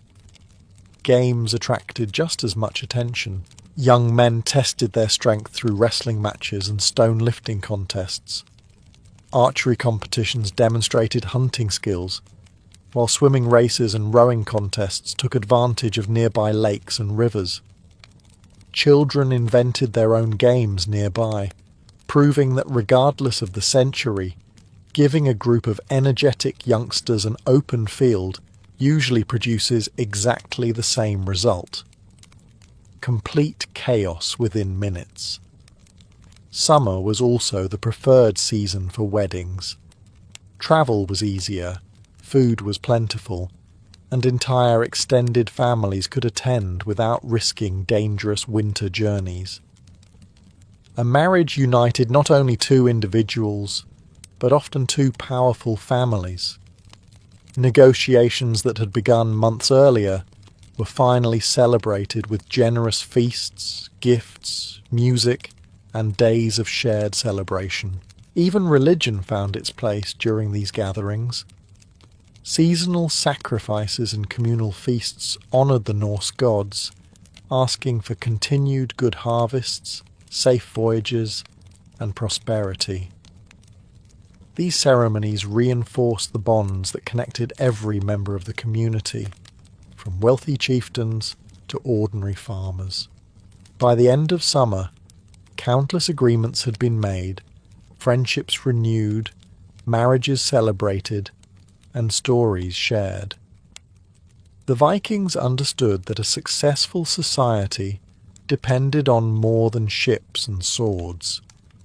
It also depended on people coming together whenever the season finally allowed it. After the isolation of winter, those precious months of reunion became just as valuable as the harvest itself. By now, summer had brought the Vikings full harbours, overflowing tables and bustling gatherings.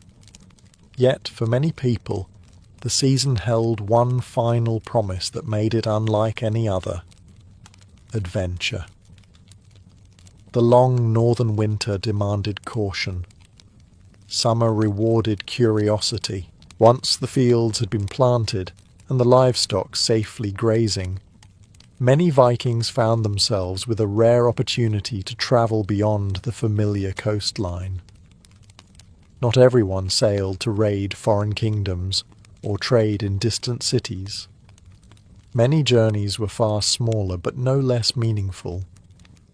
Families visited relatives across the fjords, fishermen explored new waters, hunters ventured deeper into mountain valleys, and young people experienced places they had only heard about during winter evenings around the fire.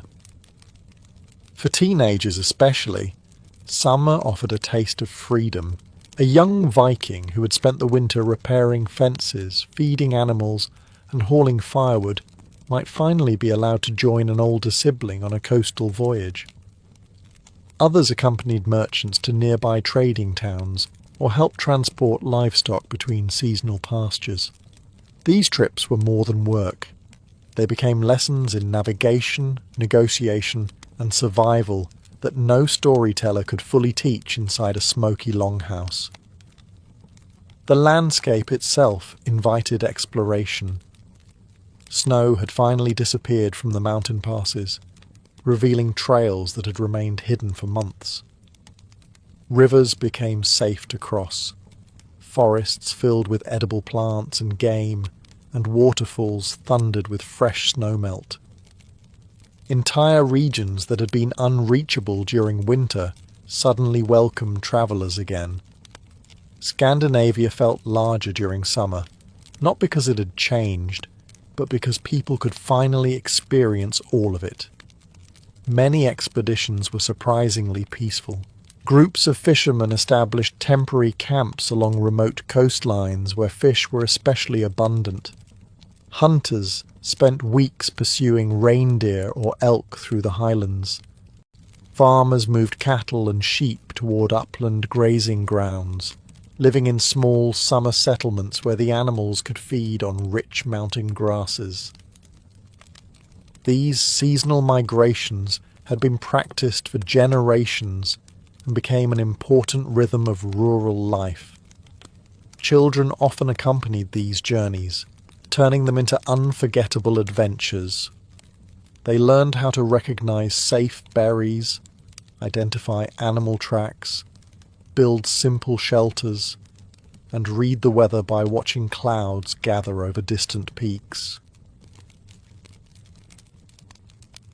In the summer of 1492, Christopher Columbus stood at the edge of Spain with a plan that sounded either brilliant or completely unreasonable. He intended to reach the wealthy markets of Asia by sailing west across the Atlantic, a route no European expedition had successfully completed. The world was not believed to be flat, despite the stubborn survival of that myth. The real argument was distance. Columbus believed Asia was much closer than most educated geographers calculated. He was wrong, but history occasionally rewards confidence before checking the mathematics. For years, Columbus had carried his proposal from court to court. He sought ships, money, supplies, and royal approval, receiving mostly delays and rejection. Portuguese advisers dismissed his estimates. Spanish officials examined the plan and remained doubtful. Yet Columbus continued pressing his case with remarkable persistence. He promised access to spices, gold, trade routes, and new lands for Christianity. Eventually, Queen Isabella of Castile and King Ferdinand of Aragon agreed to support the expedition. Their decision came shortly after the conquest of Granada, which ended the last Muslim kingdom in Iberia. Spain was entering a new political era and looking outward.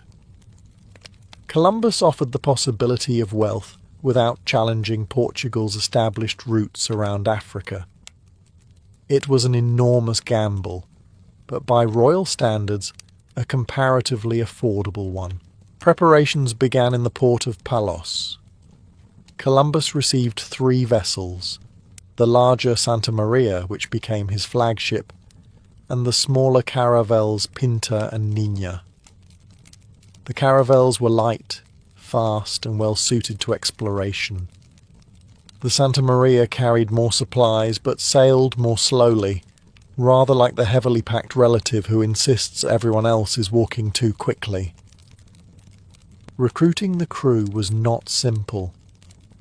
Many sailors feared the voyage, not because they expected to fall from the edge of the world, but because the Atlantic was vast, unpredictable, and poorly understood. The respected Pinzon brothers helped secure experienced men and brought credibility to the expedition. Eventually, around 90 sailors joined the fleet. They loaded barrels of water and wine, salted meat, dried fish, beans, flour, cheese, oil, and hard ship's biscuit. Tools, weapons, spare timber, ropes, trade goods, and religious banners filled the remaining space. Every item had to survive months at sea, preferably without developing a personality of its own. Before sunrise on the 3rd of August, 1492, the ships left Palos. Families watched from shore as the sails caught the wind, and the vessels moved downriver toward the open sea. Columbus believed he was beginning a direct journey to Asia. Instead, he was sailing toward lands unknown to Europe, and toward a meeting that would transform the history of the world.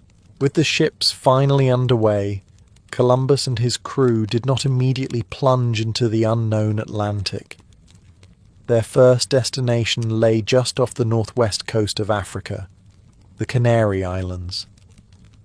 This Spanish-held archipelago served as the last familiar stop before the expedition committed itself to the immense ocean beyond. The pause proved necessary almost at once. The Pinta, one of the fleet's fastest caravels, developed problems with its rudder shortly after leaving Spain. Some believed the damage was simply bad luck. Others suspected sabotage by owners who had never wanted the vessel to undertake such a dangerous voyage. Whatever the cause, the repairs delayed the expedition for several weeks.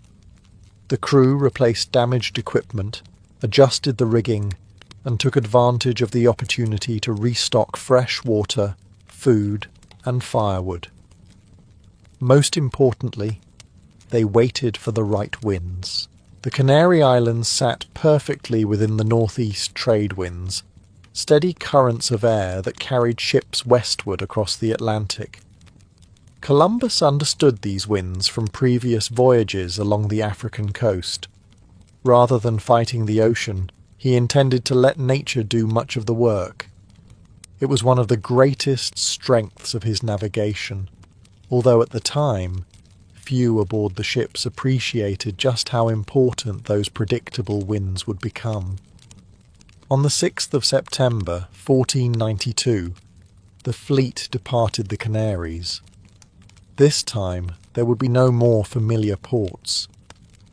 As the islands slowly disappeared below the horizon, many sailors experienced a feeling they had never known before. European coastlines were gone. No fishing boats appeared in the distance. No merchant vessels crossed their path. Ahead stretched nothing but open ocean. Life aboard the three ships quickly settled into a demanding routine. Each vessel carried a crew that worked in rotating watches throughout the day and night. Sailors trimmed the sails as the wind shifted, repaired ropes worn by constant tension, pumped water from the bilges, cleaned the decks, and prepared simple meals from salted meat, dried legumes, hard biscuit, and wine. Fresh food disappeared quickly, leaving everyone to become increasingly familiar with meals that required more determination than enthusiasm to eat.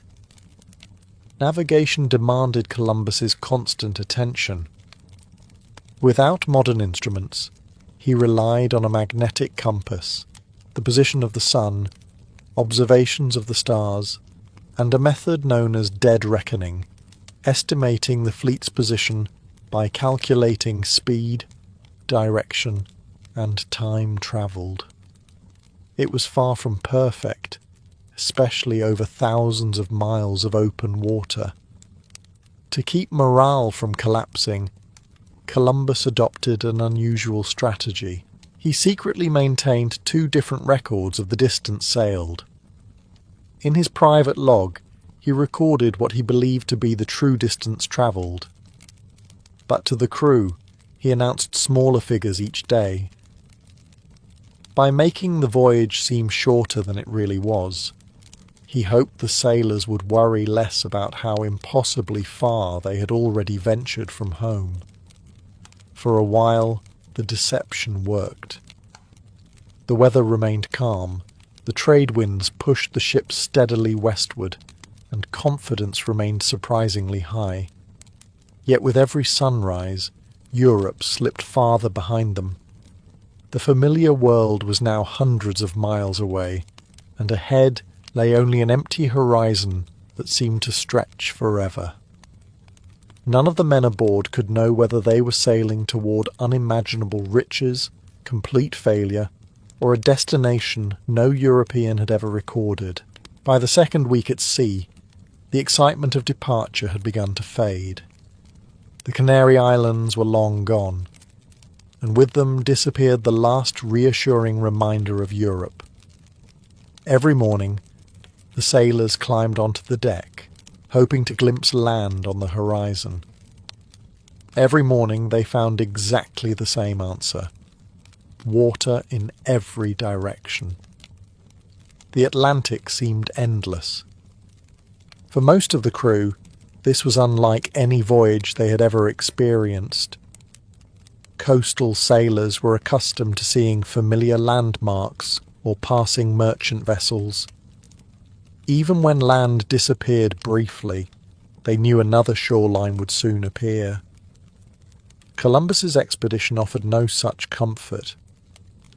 Day after day, the horizon formed a perfect circle around the ships, making it feel as though they were standing still, while the ocean quietly swallowed the world behind them. Life aboard the three vessels settled into a repetitive rhythm. The sailors worked in shifts throughout the day and night, trimming sails, checking rigging, steering by compass, pumping seawater from the hull, and constantly repairing equipment worn by salt, wind, and endless movement. There were no days off. The sea did not recognize weekends. Meals became increasingly monotonous. Hard ship's biscuit formed the foundation of nearly every meal. When freshly baked in Spain, these biscuits had been merely dry. After weeks at sea, they became considerably harder, and occasionally hosted tiny unwanted passengers in the form of insects. Salted pork and beef provided protein, although the meat grew tougher with time. Dried peas, beans, olive oil, cheese and wine completed the daily diet. Fresh water remained carefully rationed, as every barrel represented survival. The ocean itself, however, began offering strange surprises. Large floating fields of seaweed appeared ahead, covering enormous stretches of water. Today, we know this region as the Sargasso Sea, but to Columbus's crew it seemed mysterious and unsettling. Some wondered whether the thick mats of seaweed might trap the ships forever. Others feared they had entered waters no one would ever escape. In reality, the vessels sailed through without difficulty, but fear has a remarkable talent for inventing problems before they actually exist. Then came the birds. Small seabirds occasionally circled above the fleet before disappearing again. Since birds usually remained relatively close to land, their appearance lifted everyone's spirits. Floating branches, patches of green vegetation, and even carved pieces of wood drifting on the current seemed to promise that land could not be far away. Each hopeful sign, however, ended the same way. Another day passed, then another. As September gave way to October, confidence slowly began to crack. The steady trade winds that had carried the ships westward so efficiently now created a new concern. Several sailors quietly asked an uncomfortable question. If the wind always blew from the east, how would they ever sail back home?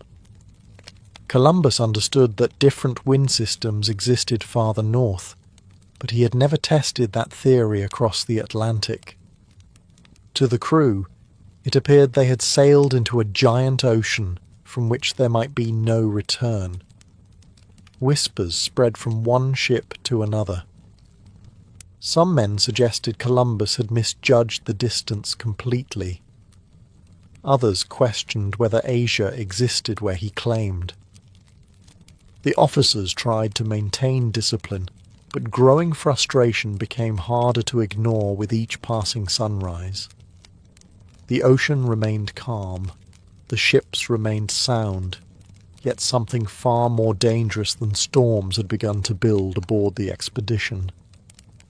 Doubt, the doubt that had quietly spread through the fleet, was now approaching a breaking point. By early October 1492, the sailors had spent more than a month crossing an ocean that seemed determined to offer nothing but empty horizons. Columbus continued to insist that Asia lay just ahead, but each sunrise made his confidence more difficult to share. The men had followed him farther west than any of them had ever imagined possible, and many believed they were risking their lives for a dream that simply did not exist. Tension filled every ship. According to later accounts, some sailors demanded that Columbus abandon the voyage and turn back before it was too late. Whether the discussions came close to outright mutiny remains debated by historians, but there is little doubt that tempers were rising. Columbus faced the greatest challenge of the expedition, not from the sea, but from his own crew. He refused to change course. Instead, he promised that if land did not appear within a few more days, they would seriously consider returning to Spain. It was a calculated decision that bought him precious time. Whether he truly intended to keep that promise is impossible to know. Fortunately for Columbus, the Atlantic was about to reward his persistence. Almost immediately, the signs began to multiply. A branch floated past carrying fresh green leaves that could not have survived long at sea. Another sailor spotted a carved walking stick, clearly shaped by human hands. Clumps of fresh vegetation drifted alongside the ships, while flocks of small birds flew steadily toward the southwest each evening. Experienced sailors knew birds often returned to land before nightfall. The crew eagerly watched their flight paths, hoping they pointed towards solid ground. Hope returned almost overnight. Every man climbed into the rigging whenever possible, scanning the horizon with aching eyes. Columbus even announced a reward from the Spanish crown, an annual pension for the first sailor to spot land. Suddenly, everyone wanted to become the hero who ended the voyage. On the evening of the 11th of October, excitement became almost unbearable. Columbus himself claimed he saw a faint light flickering in the distance, as though someone were carrying a torch far across the water. The light appeared briefly, disappeared, then appeared again before vanishing into the darkness.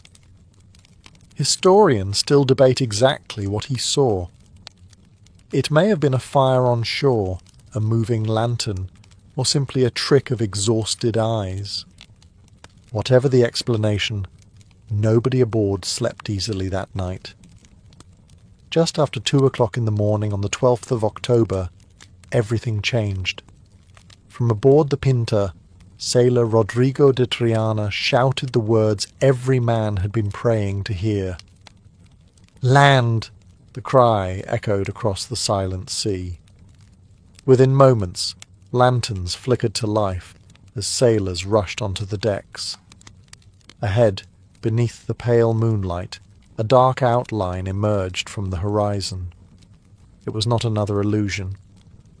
It was unmistakably an island. At daybreak, the 3 ships anchored offshore. Columbus dressed in his finest clothes before stepping into a small boat. Carrying the royal banners of Castile and Aragon, he came ashore and formally claimed the island for the Spanish crown. He named it San Salvador, although the Taino people who already lived there knew it as Guanahani. Columbus believed he had reached islands near Asia. In reality, he had arrived in the Caribbean, unknowingly opening a chapter of history that would reshape continents, transform empires, and forever change the lives of millions of people on both sides of the Atlantic. The greatest journey of his life had reached land, but the greatest consequences of that voyage were only just beginning.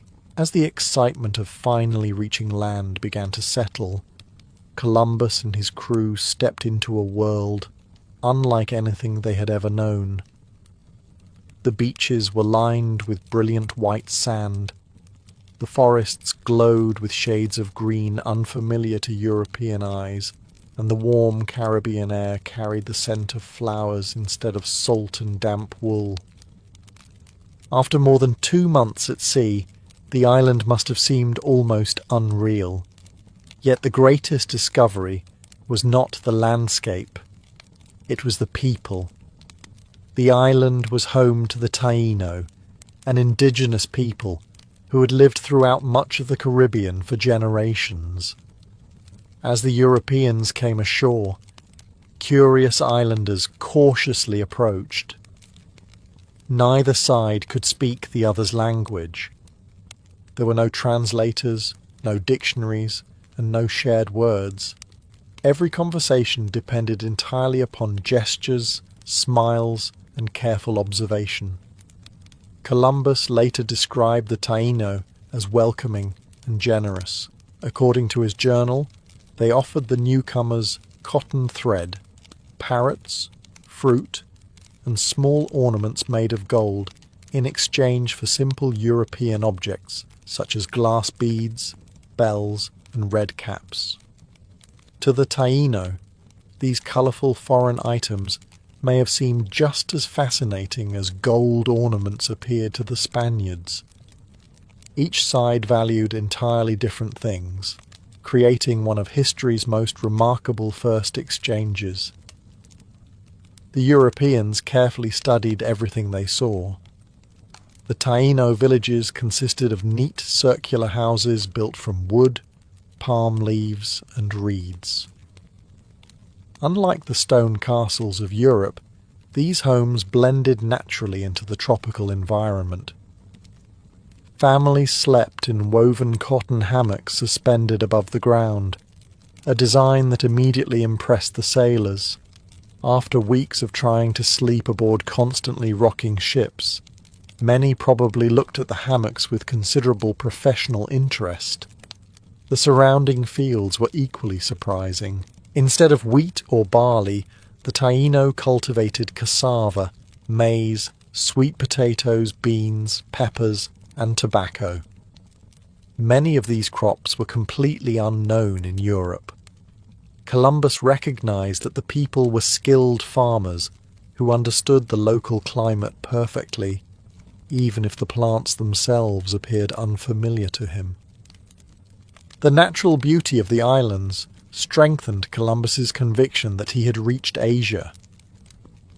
Because he expected to find islands off the eastern coast of Asia, he interpreted everything through that belief. He searched constantly for signs of wealthy kingdoms, bustling cities, and the spices that had motivated the expedition from the beginning.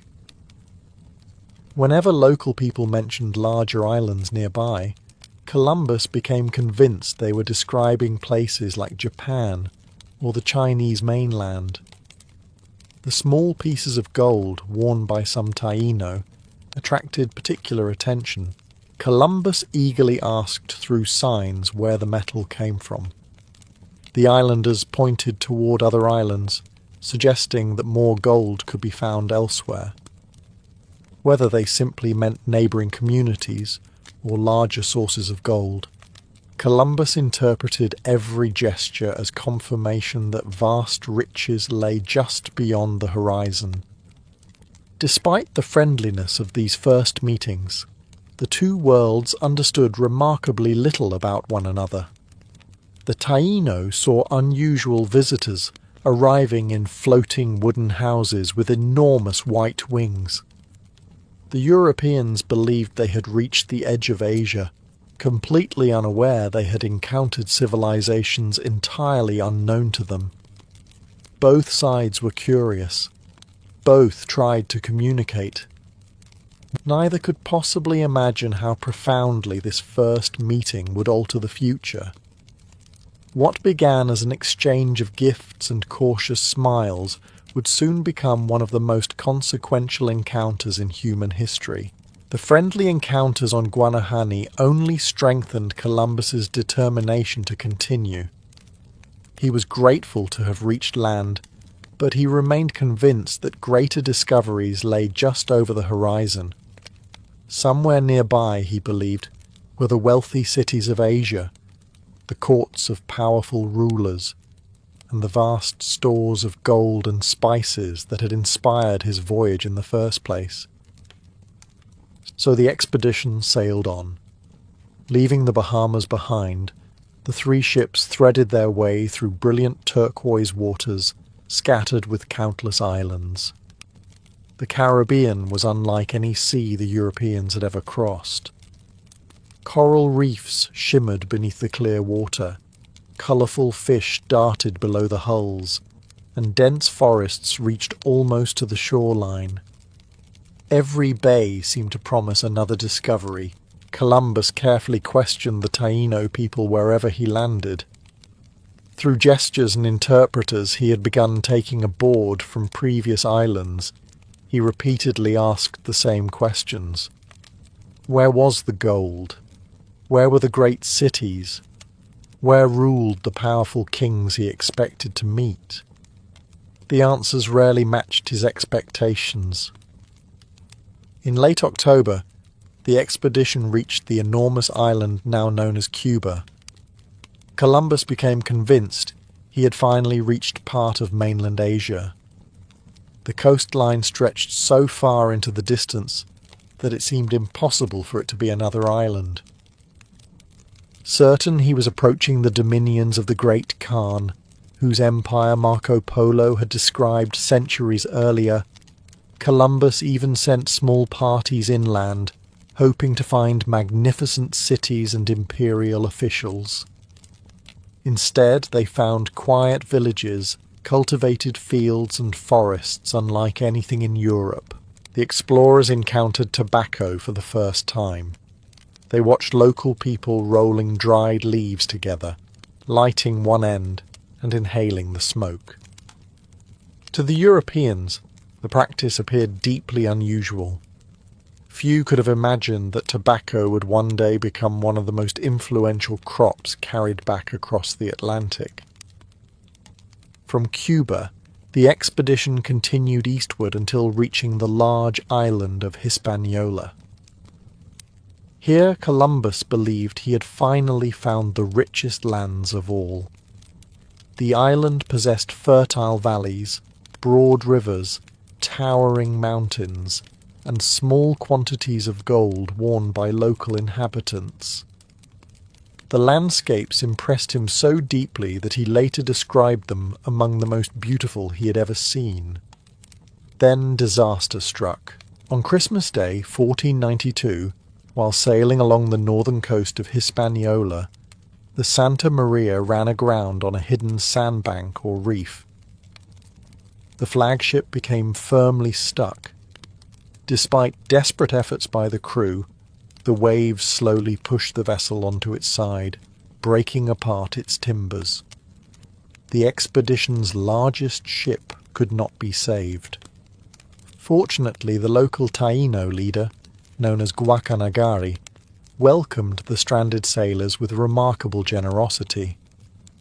His people helped rescue supplies, weapons, food and equipment before the wreck completely collapsed. Without their assistance, the expedition might have lost far more than a single ship. Since the Santa Maria could not be repaired, Columbus made a difficult decision. Using its salvaged timber, the crew constructed a small wooden fort on the coast, naming it La Navidad, because the ship had been lost on Christmas. With only the much smaller Niña available, there was not enough room for every sailor to return to Spain. 39 men volunteered or were ordered to remain behind. As Columbus prepared to sail home, he left them with food, weapons, and instructions to maintain friendly relations with the local people until he returned. He believed he was leaving behind the first European settlement in Asia.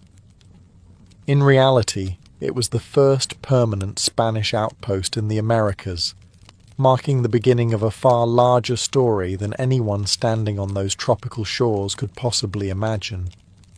With the fort of La Navidad completed and 39 men left behind on Hispaniola, Columbus turned his attention to the final challenge of the expedition. Reaching the Caribbean had been an extraordinary achievement, but none of it would matter if he failed to carry the news back to Spain. A discovery unknown to Europe was no discovery at all. There was one immediate problem. The Santa Maria lay shattered along the shore, leaving only the Nina to carry most of the expedition home. Fortunately, the Pinta, which had become separated from the fleet several weeks earlier under the command of Martín Alonso Pinzón, unexpectedly reappeared. The reunion was a tremendous relief, although Columbus privately suspected that Pinzón had wandered off in search of gold on his own. Whatever disagreements existed between the two captains, this was hardly the moment to argue. The Atlantic still lay between them and home. On the 16th of January, 1493, the two remaining ships raised their sails and left the Caribbean behind. The journey east proved very different from the voyage west. Instead of relying on the trade winds that had carried them toward the Americas, Columbus deliberately steered north into unfamiliar waters, searching for the stronger westerly winds that blew back toward Europe. It was a risky decision, but one based on careful observation. His understanding of Atlantic wind patterns would later become one of the foundations of regular crossings between Europe and the New World.